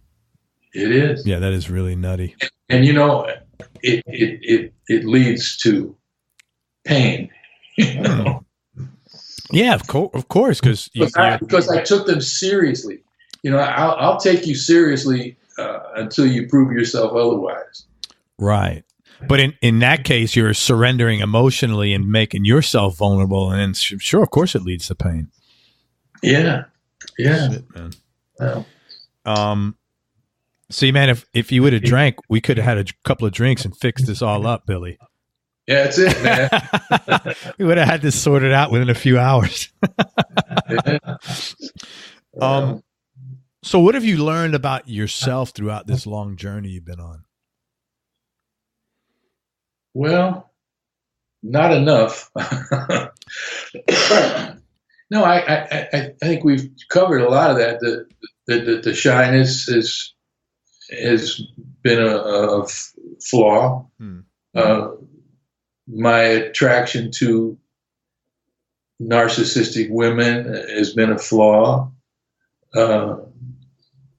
And I've learned that in some ways I've learned how to take better care of myself. In what sense? The first time I had to fire somebody, that what we talked about before, this need to to be liked. Sure. Oh my God, if I fire him, he won't like me. Yeah. Duh. Well, chances are he doesn't like me anyway. Yeah.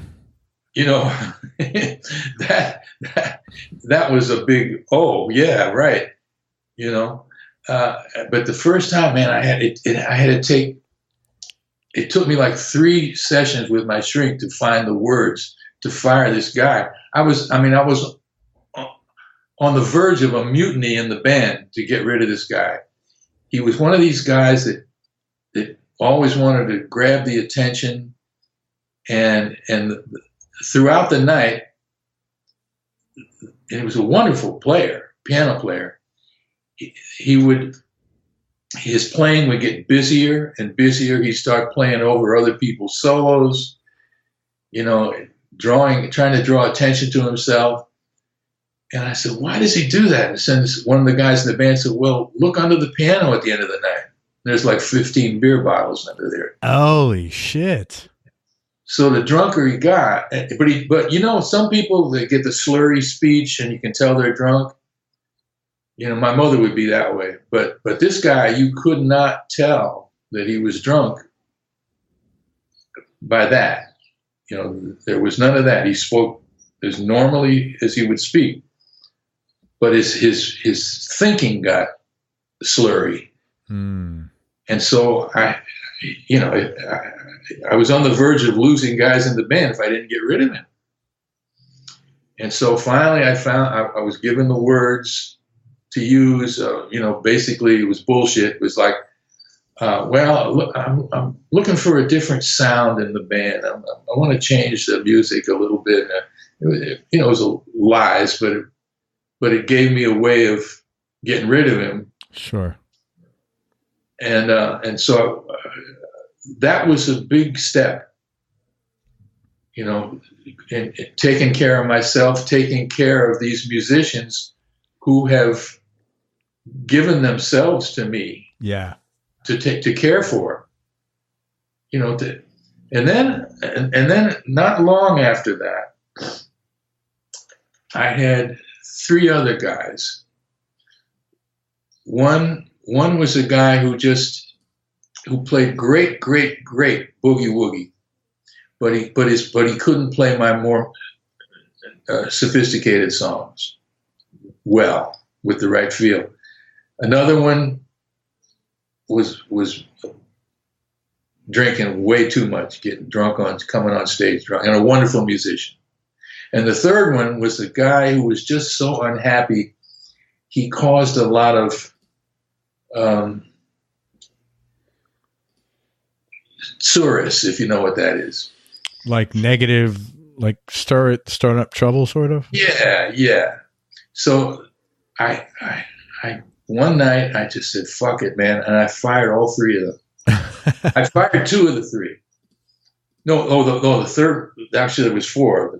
I fired 3 of the 4. The third was a bass player. He was drunk all that. But this one guy, something told me that if I threatened to fire him, that he would find out that the band meant more to him than getting high. That to be a beater, because remember, this was the best band in town. Right. And there was a certain pride that I had always tried to instill in them. You guys are the fucking Yankees, man. Yeah. When you guys are together, there's nobody in this fucking town that are as good as you. And this guy was a hell of a saxophonist. He's still with me. And so I took him out aside at the end of the night. I said, man, I'm firing 3 guys tonight in the band. It was going to be 4. I said, but I really feel that if I give you another chance here, you're going to come around. But I'm going to tell you this right now, and trust me. I said, if you ever come up, I said, I view the stage as a sacred place. And it's a holy place.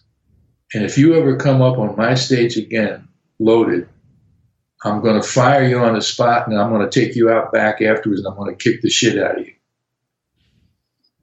Well, whatever I said, he got into AA. That's great, man. And this guy's been sober more than 25 years now. That's awesome. And you affected that change. Well, I helped. They do it. He has to do it himself. He had to do it himself. But sure. Yeah. But you were the catalyst, perhaps. Perhaps. What about positive stuff, man? I'm sure there's some really good stuff you did. You're probably not giving yourself some credit for. Something like that.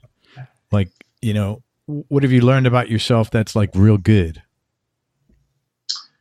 Well, in my second marriage, I learned, even though I had at this moment, you don't start making money right away. Sure. And I said, my God, and she already had a kid too, besides the one we had. And I said, my God, how am I ever going to support this woman? She eked out a living doing commercials. Very beautiful woman, but she hadn't really broken through as an actress. I said, and also she spent a lot of fucking money, more than she earned. Yeah. There's a rule, about 15% more than she earned. And I said, my God, how am I going to do this? How am I going to pull this off? And I said, but I have an obligation now to support this woman and these two children. And, I'm not making enough money to do it. Maybe it'll come. But, you can have a number one record, but you don't really start making any money until your second or third number one record or top 10 record. Why is that? Well, in my case, it was, again, the touring. The kind of gigs you're offered with a number one record, with one number one record, is you're offered opening act slots for a bigger act. Gotcha. Big name act. And the pay is shit. Well, that's okay, again, if you're a 4-piece band, guys willing to drive around in a van and sleep in one room. With 10 guys that each have to have his own room. Okay. And get paid a decent salary because they're used to getting paid. Because the big name acts they played with before you paid them good money. Gotcha. So fiscally, it's impossible to tour. Or we get a $10,000 gig at a county fair or state fair here, or a $15,000 gig there. But after you pay your commissions and you pay your musicians, you're not going home with it. You're not breaking the bank. I totally get it. Yeah. So you just got to keep going. Well, that second hit never came. Okay. And so I had to find a way to make money, and I kind of stumbled across it. I was doing this radio show playing old records for free on the local, local college station. And it was a very popular show. What I would do normally is I'd pick, let's say it's May, I'd pick a year. I'd pick May 1954. And I'd do my research, and I'd find 2 hours worth of records, which is usually about 30 songs. And I would play records that were released, R&B records that were released in May of 1954. Okay, cool. And it was a gimmick. And sometimes I'd bring on guests, because at that time, LA still had, some of these old timers that would come on the show, and I'm a good interviewer like you are, and Thanks. and I could bring out They talk to me because I'm a musician. They talk to me because they know that I understood as a performer what they were talking about. So that makes like you're a musician, that makes your questions, they relate to them better. Yeah. It's just easier to empathize with somebody that's kind of walked in your shoes in some way, shape, or form, So one day I come into the station and there's a note, a phone message in my box. And it says, he's got an interesting voice. You believe him when he talks. Would he be interested in doing voiceovers? Well, at that point, I was taking any job that came along. I mean, even acting jobs I would have turned down. I did a stupid job just for Christmas money. Hey, man, there's no shame to working. No, not at all. And that's the background I came from, family-wise. Absolutely. So I do this voiceover gig, and my phone starts ringing. I got no voiceover agent, so I got another one. Boom. And so I knew this woman who had been a secretary to an agent that a commercial agent that I knew years before. Now she and a partner owned their own agency, their own commercial agency. So I called her up and she said, yeah, come on. Yeah, I've been hearing about you. And so the voiceover thing took off like crazy. And I went from wondering how I was going to support this little family to making money hand over fist. That's awesome. Made in music, way more. And for 20 years, I became like one of the guys in the business because I had my own sound and my own style, and that became popular for a while. So, yeah, I found that I could put aside my performer ego and take a job that,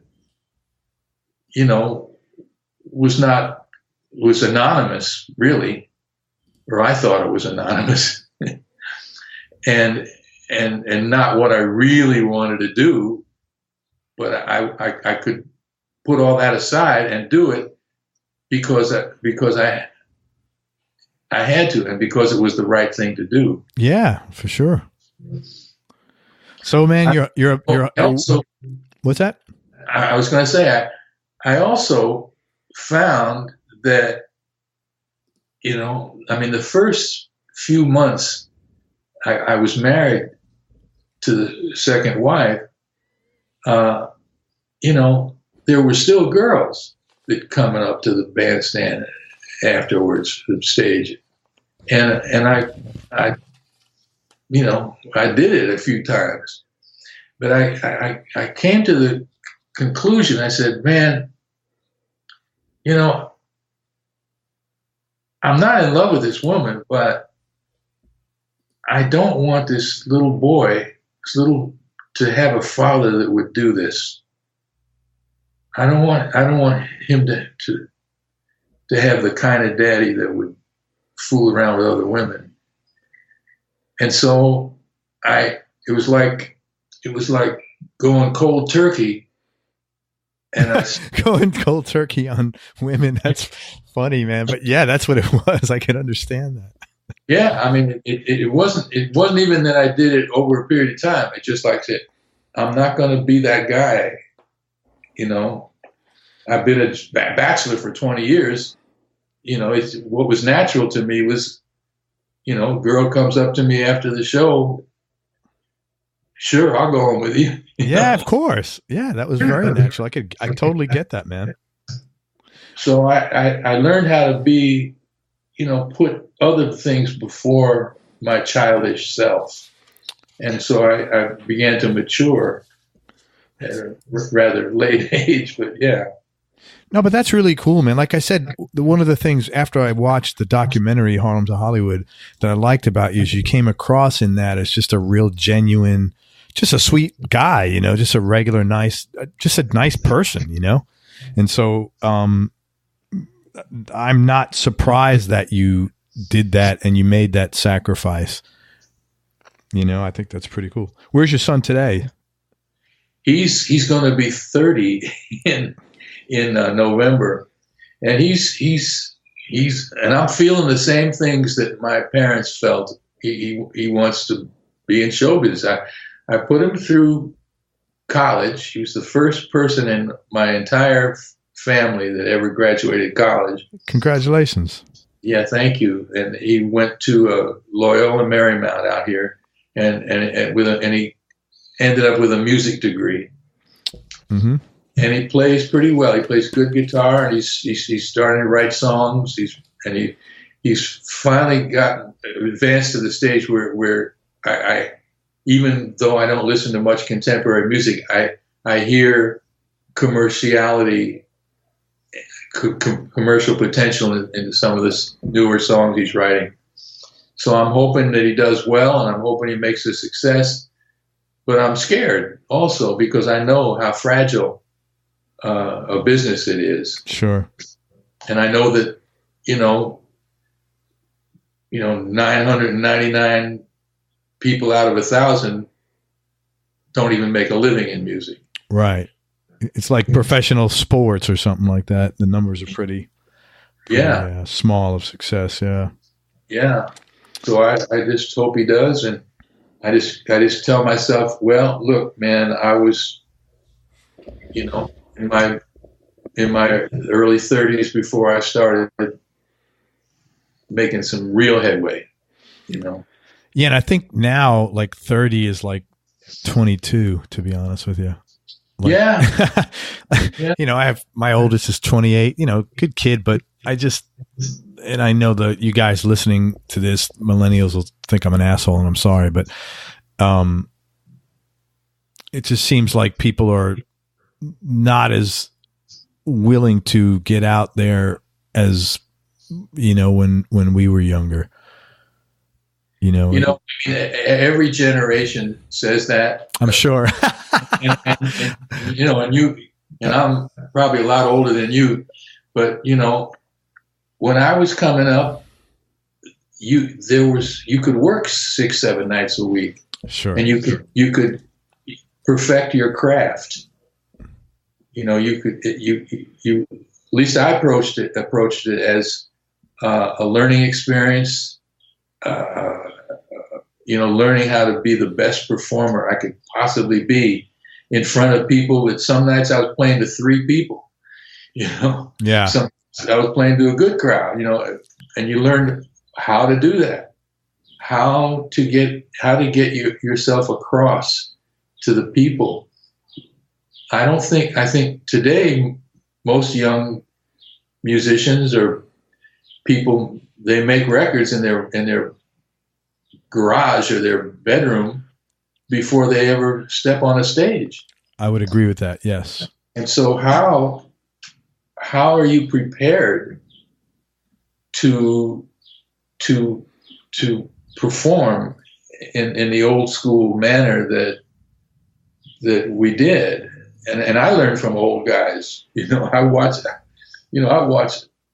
I played for 4 years at that club every weekend, and I played behind some of the greatest and some of the most mediocre performers that had hit records. They weren't all Jerry Lee Lewis, They were sure. They weren't all the Drifters. They weren't all the Coasters. And I learned what to do from acts like that, and then I learned what not to do from the acts that were mediocre or just had a hit record or two, and that was the end of their career. Which might have been a more valuable lesson, what not to do sometimes. It's equally as important. You can learn just as much from the losers as you can from the winners. What is, like nowadays, what's a perfect day for you, or what's a really good day for you? It's when The Young and the Restless doesn't get preempted by a car chase. No, I'm joking, but yeah, I was hoping. Yeah. No, it's funny. For a long time, I was hooked on soap operas, and that happened in the early 70s because part of my survival was I'd work as guitarist and conductor for some of these groups. Oh. Yeah, the Shirelles were my main employers, and then Ronnie Spector was my employer. And so I'd be out on the road, or these short little, road trips with these girl groups. They were mostly girl groups. And they'd be talking about Heather and Mac and all these people. Like I said, they were not names that you hear in the projects. Yeah. I said, and then I'm working with another group, and they're still talking about Heather and Mac, and I said, that's impossible. One Heather and Mac in the projects is one thing, but not two. Zero chance of that. So I said, who are these people you're talking about? It said, that's my story, child. I said, what do you mean your story?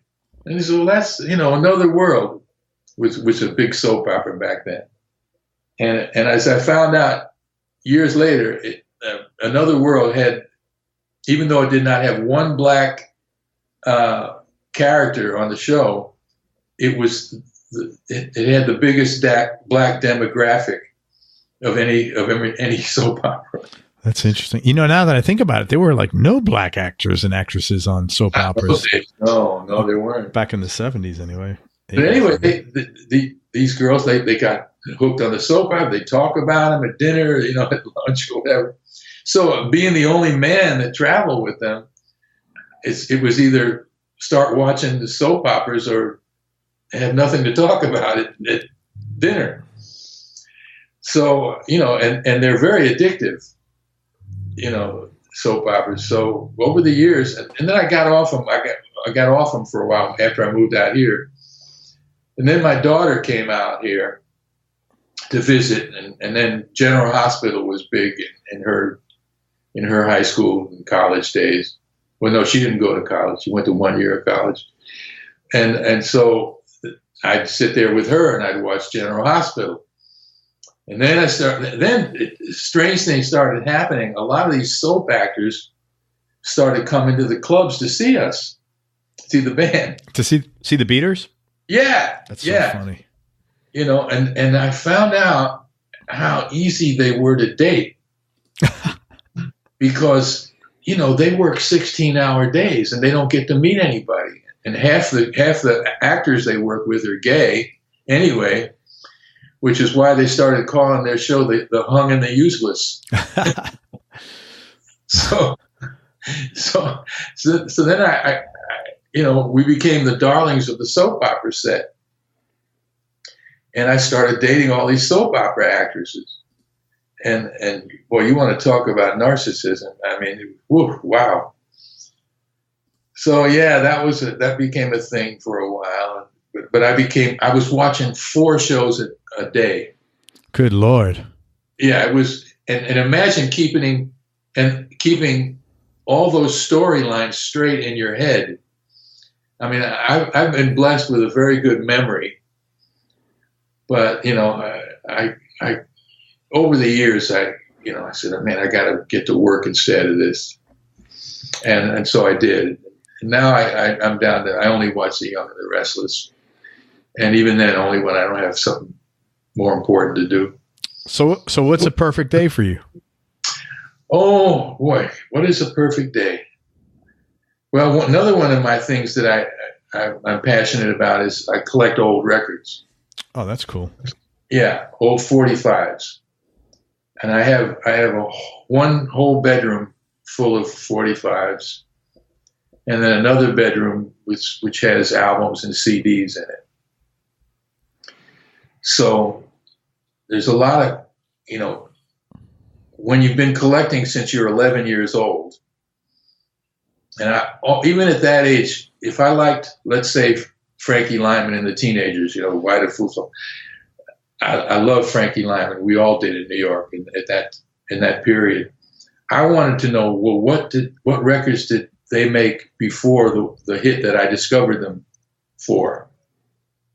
And so I would always go backwards as well as forwards in my musical taste. I wanted to know who influenced this artist. In fact, when I started meeting artists, I would always ask the great ones, who was your biggest influence? And it was always surprising and interesting to see. And it gave me a historical perspective on the music that I now recognize as incredibly valuable. Ever get any weird answers there, or if you can remember? Well, some were obvious. Like I did a movie with Willie Nelson, and I asked him, and I think I thought I knew, and I was right, as it turned out. His biggest influence was Tommy Duncan, who was the lead singer of Bob Wills and the Texas Playboys. Mm. But on the other hand, sometimes they would fool you. I was friendly with Speedo from the Cadillacs.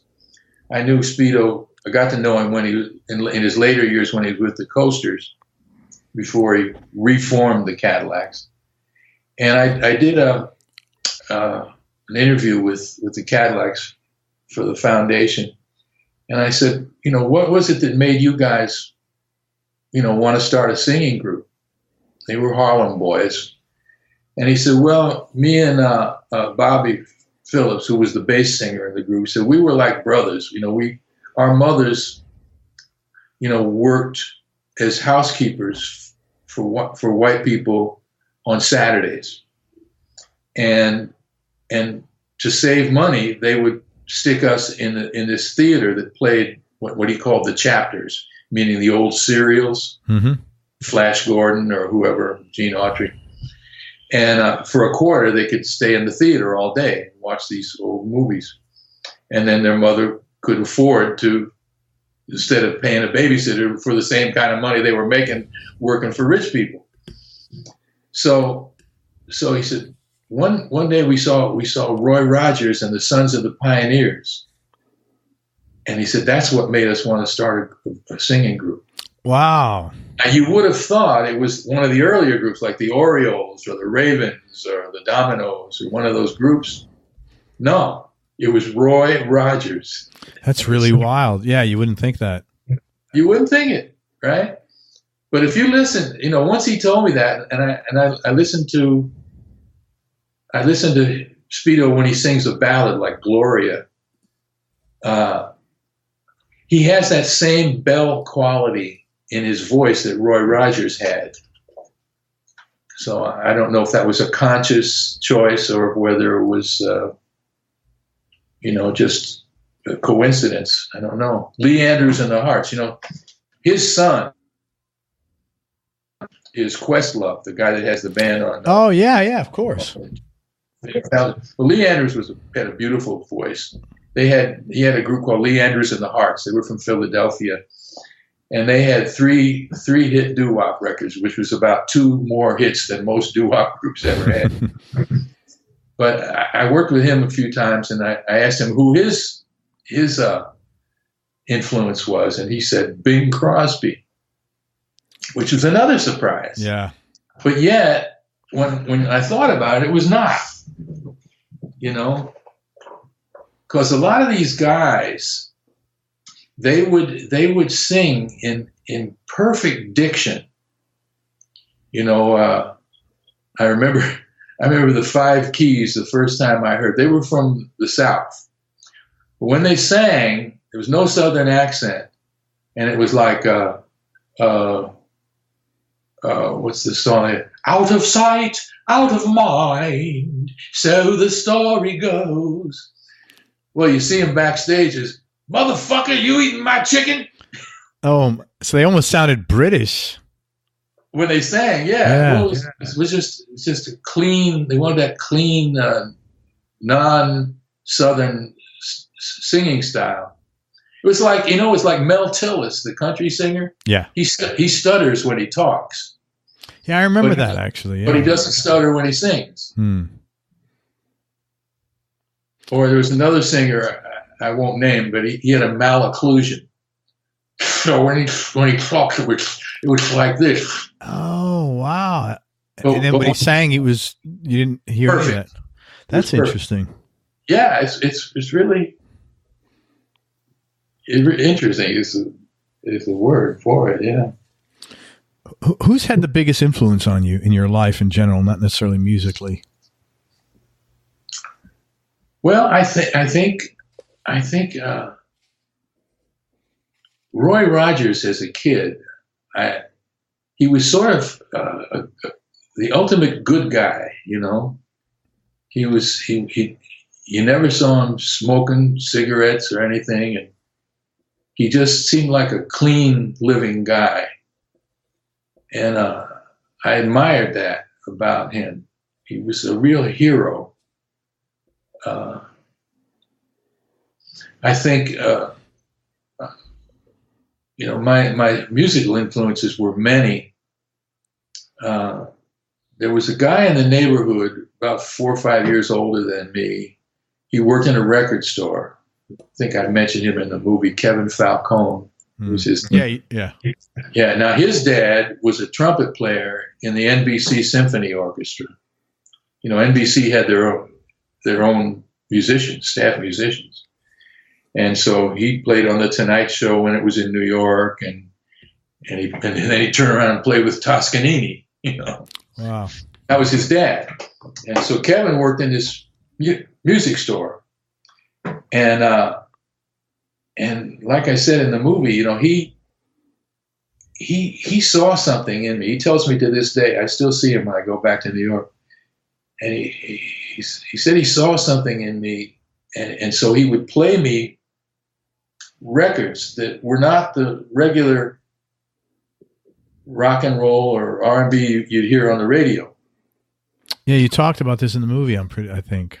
Yeah. He'd play me Horace Silver, or he'd play me the Joe Cuba Sextet, or, you know, he'd play me, you know, jazz. I mean, so I think that also contributed to why I tried to make my music and the songs I wrote more nuanced than just the regular commercial music that I heard on the radio. Because of all these influences you had. Yeah. Yeah. Totally makes sense. Outside of collecting old records, do you have any hobbies outside or interests outside of music? I read a lot. I read both biographies of people, and I also read novels. My son and his girlfriend last Christmas turned me on to this guy Michael Connelly, who writes detective novels. The main character being this guy named Bosch. And I think Bosch is now. I think it's a TV show, right? Or it was. Yeah, on Amazon Prime. Yes, right. And the guy can write his ass off, man. I mean, he used to be a reporter or journalist, a crime journalist in L.A. Doing the police and crime beat, and he has such a knowledge of the jargon. And of LA geography and the way cops talk. It's so authentic. It's just a joy to read. And so my son's girlfriend said, be sure you read his books in the order that they were written, because you know you'll follow the characters as they go along. So I've read like I think 16 Bosch novels. Oh, that's a lot, man. It's a lot. But boy, yeah, and I'll tell you, it inspired me to write my first novel, which I'm just cleaning up now. Not that I'll ever hope to be on Michael Connelly's level, but I really enjoy his stuff.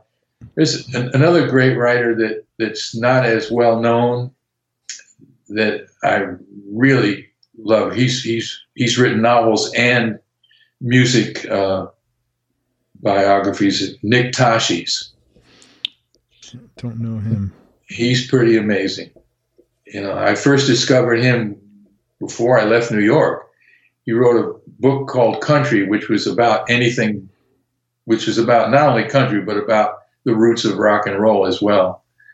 And he's written about everything from, Jerry Lee Lewis to Sonny Liston, Oh, cool. Yeah, yeah. So basically, reading is a big hobby of yours. Yeah, I do a lot of reading. I'm going to ask you two more questions, Billy, and I cannot thank you enough for your time and for being so sharing of your story and open. It's been a real privilege, so thank you. Well, pleasure. First question is, what's been the biggest change in your personality over the last 10 years, and how much of this change has been deliberate and intentional, and how much is just a natural part of aging? I read that question and I said, my God, I have no idea how to really answer that. Well, that's a fair answer if it's not relevant. Yeah. You get to be a certain age and you kind of get set. And I don't mean that in the boring sense, but and it doesn't mean that you have all the answers. But I think what's happened in the last few years is, I'm going to be 74 years old in 6 days. 74 years young. Yeah. And I'm saying, well, it's not all ahead of me now. There's more behind me than there is ahead of me. So I've been feeling the need to do things, which is why I wrote those 2 books and this third one now, and why I,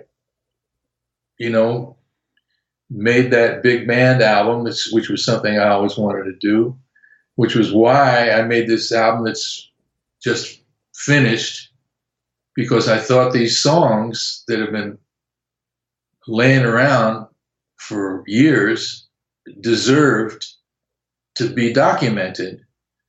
And so I want to get all that done, Good. And I'm feeling the urge to do stuff, so, and I think part of that comes from, about 6 years ago, I had prostate cancer. Oh, I didn't know that. How you and luckily, I didn't spread it around. I didn't feel, most people don't give a shit about stuff like that. But I was lucky I caught it very, very early.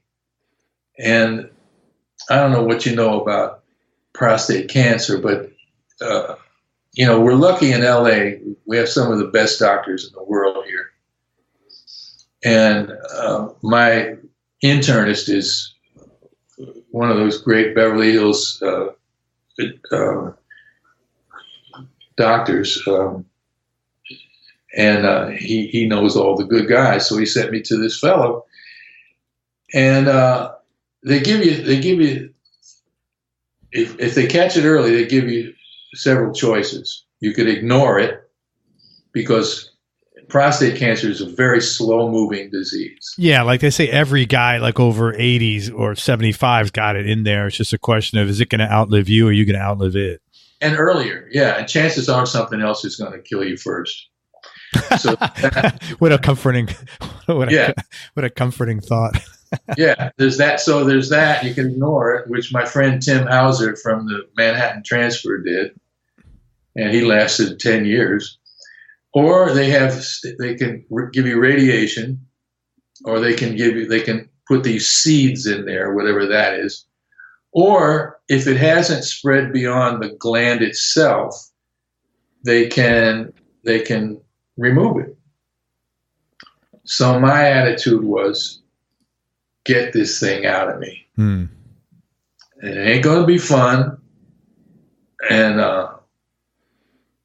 especially when you got a catheter in you. Oh, God. And that's always been my greatest fear, of just about anything. I would give away government secrets not to have a catheter in. So I chose that.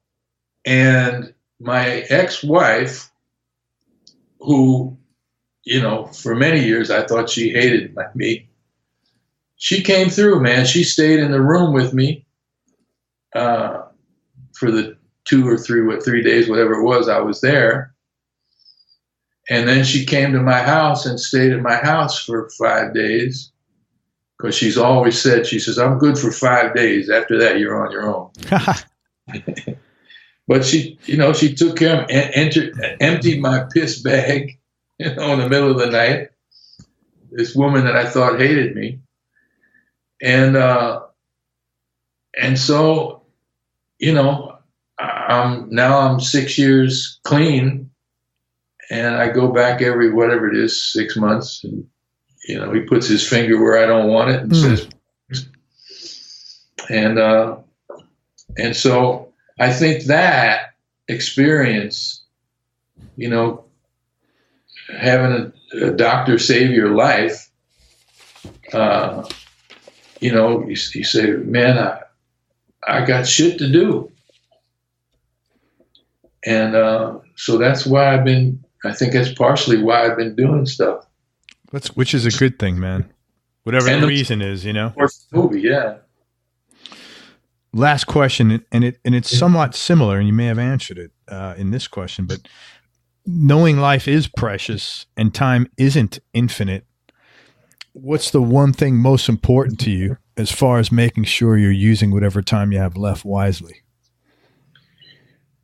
Well, I could say I want to make sure my kids are okay, but I've been really good with conserving my money. I made conservative investments, and so and between that and my royalties and residuals and stuff, they're going to have a leg up. Sure.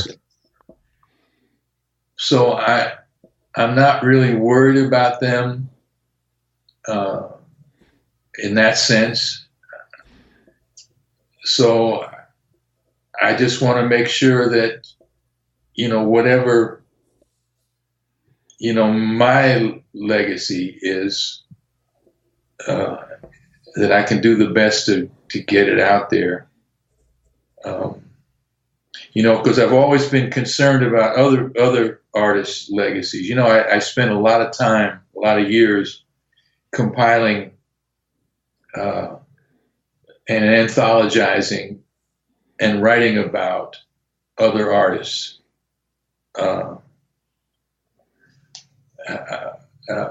And actually helping to bring back the names of a lot of these forgotten people.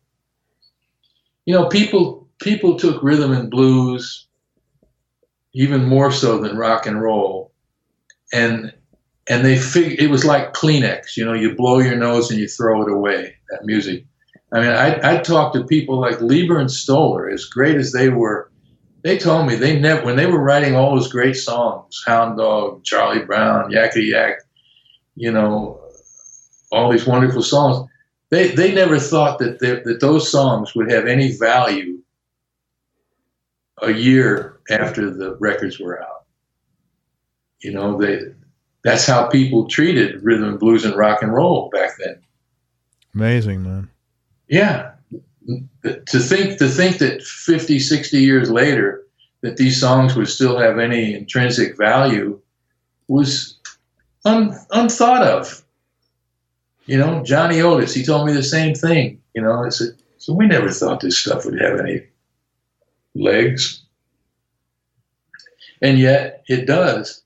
But there are also artists that were not as lucky as those artists.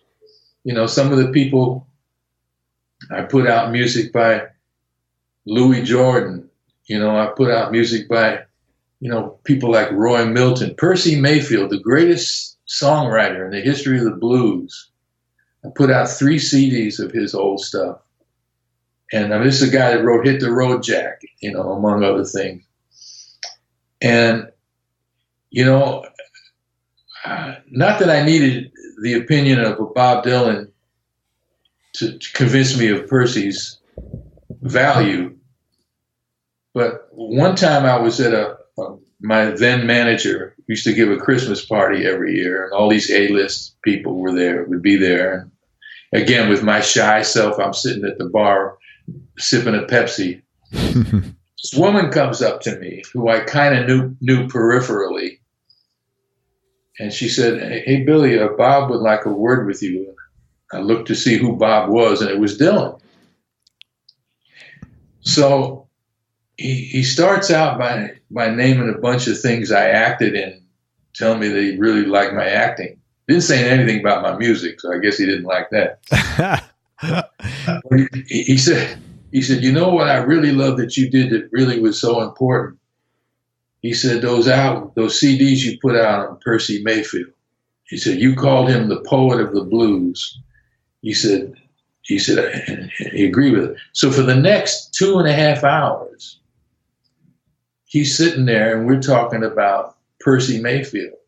Meanwhile, all these A-list assholes, Madonna and, you know, all these people are coming up wanting to kiss the ring of Bob Dylan. And he's blowing them off like, you know, they're nothing. He wants to talk about Percy Mayfield, you know. Well, that's good. And yeah, and I said, you know, I've done some important work here. Maybe more important than my own music is to bring back these people. You know, there was a guy named Joe Liggins. You know, he made a record in 1945 called The Honey Dripper. And it's at a time when a number one R&B record sold 100,000. This supposedly sold 3 million. It was huge. Wow. Man was totally forgotten, right? And because I reissued that, it hadn't been reissued in 50 years, it ended up in a big movie. You know, some music supervisor heard the CD I did. That's really cool. And another one, there was a woman from Kansas City named Julia Lee. She was a not so much a blues singer, but she was a black singer, but you couldn't really categorize her, limit her to blues. She played piano and sang. And she sang kind of risque material, you know, songs like "My Man Stands Out," you know. Well, I put out a bunch of her songs, and the publisher was this old guy that I was friends with, and I happened to hear one of her songs. I'm trying to remember what it was, on a Pillsbury commercial, Pillsbury dope boy commercial. Sure. And so I called up the old guy, publisher, and I said, "Mickey, Billy, hey, pal, how you doing?" I said, "Mickey, you owe me 10%. He said, "What the fuck are you talking about?" I said, "Man, Julia Lee, she's on the Pillsbury commercial. Where's my money?" And I was just busting his chops. I didn't expect anything, you know. Sure. He says, you know, I made $50,000 off of that commercial. Wow. Yeah. That's what they pay, you know? That's nuts. Holy smokes. So here's this record that had been in the vaults of Capitol Records for 50 years, unheard.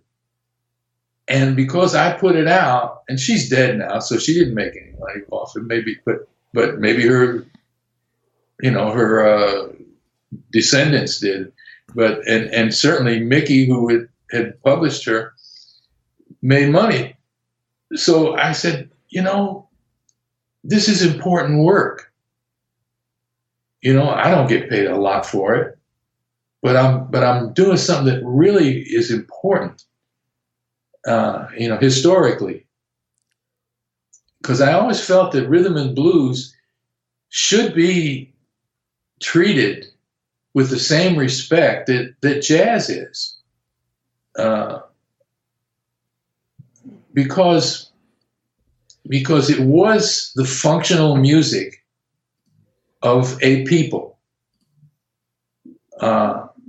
and you never, like in our movie, you see that footage of me and Judy Clay at the Apollo Theater. Sure, yeah. When was the last time you saw footage of anybody at the Apollo Theater? Probably a documentary I watched on somebody else. You know, like a documentary on James Brown or something like that. He was never shot at the Apollo. He wasn't. No, it was recorded at the Apollo, but not on view. I'm telling you, man, it's footage at the Apollo Theater is as rare as hen's teeth. Yeah, that's interesting. I didn't realize that. The only reason we have that footage is because a kid who was a kid back then, he's a grown man now. He was the younger brother of a girl I was going with from the Chiffons. And he brought his little Super 8 camera to the Apollo, and he shot us for several shows. He shot us from the center of the theater. He shot us from the wings. He shot me in front of the theater. You saw it all. Yeah, yeah. And he documented that. It's obscenely rare footage. He kept it. He went on to a career as a film editor, quite a good one. And when we were doing the movie, at the last minute, I had this thought. I said, I tracked him down on Facebook, of all places. I said, dude, you don't happen to have that footage that you shot of us at the Apollo? He said, yeah, I got it up in a warehouse in New York. He's living in Atlanta, you know. He said, next time I'm in New York, I'll find it. I'll make a copy for you. I said, well, yeah, because I'd love to use it in the movie. And thank God he kept that, you know. That's very cool, man. Yeah. You just don't see that, you know, because nobody thought that this music had any intrinsic value. Nobody. Well, obviously the fact that, was it Ralph Cooper came and it had a lot of value to a lot of people, especially that particular thing you did, you know? Yeah. Yeah. Well, man, Billy, I cannot thank you enough for everything, man. Like I said, this has been a real pleasure. And thank you for having me, man. Oh, man, of course. Let me just tell people where to find you. And I want all listeners to support the cool stuff Billy's done. First of all, he's got 2 recent albums out. You can check them out on Amazon. Billy Vera Big Band Jazz. Yeah. What I talked about earlier, and The Best of Billy Vera and the Beaters. And he also, I didn't read the book. I have watched the movie. Check out his book. It's Harlem to Hollywood. It's got great ratings on Amazon. Had I not watched the movie, I certainly would have read the book. And the movie is not available right now. But get his book, Harlem to Hollywood. It's really interesting. Go to BillyVera.com. His website is really cool. It's got a lot of cool, interesting stuff on there. BillyVera.com, BILLYVERA. And you can also check him out on social media, on Facebook, Instagram, and Twitter. And he's even got a picture of him in his bathtub with his 1920 tiles. Oh, he's dressed. Don't worry. Man, thanks for everything, man. Any final words of wisdom?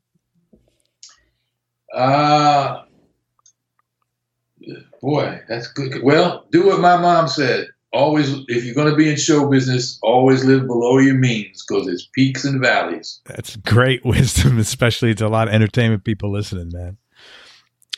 Thanks again, Billy. I appreciate it.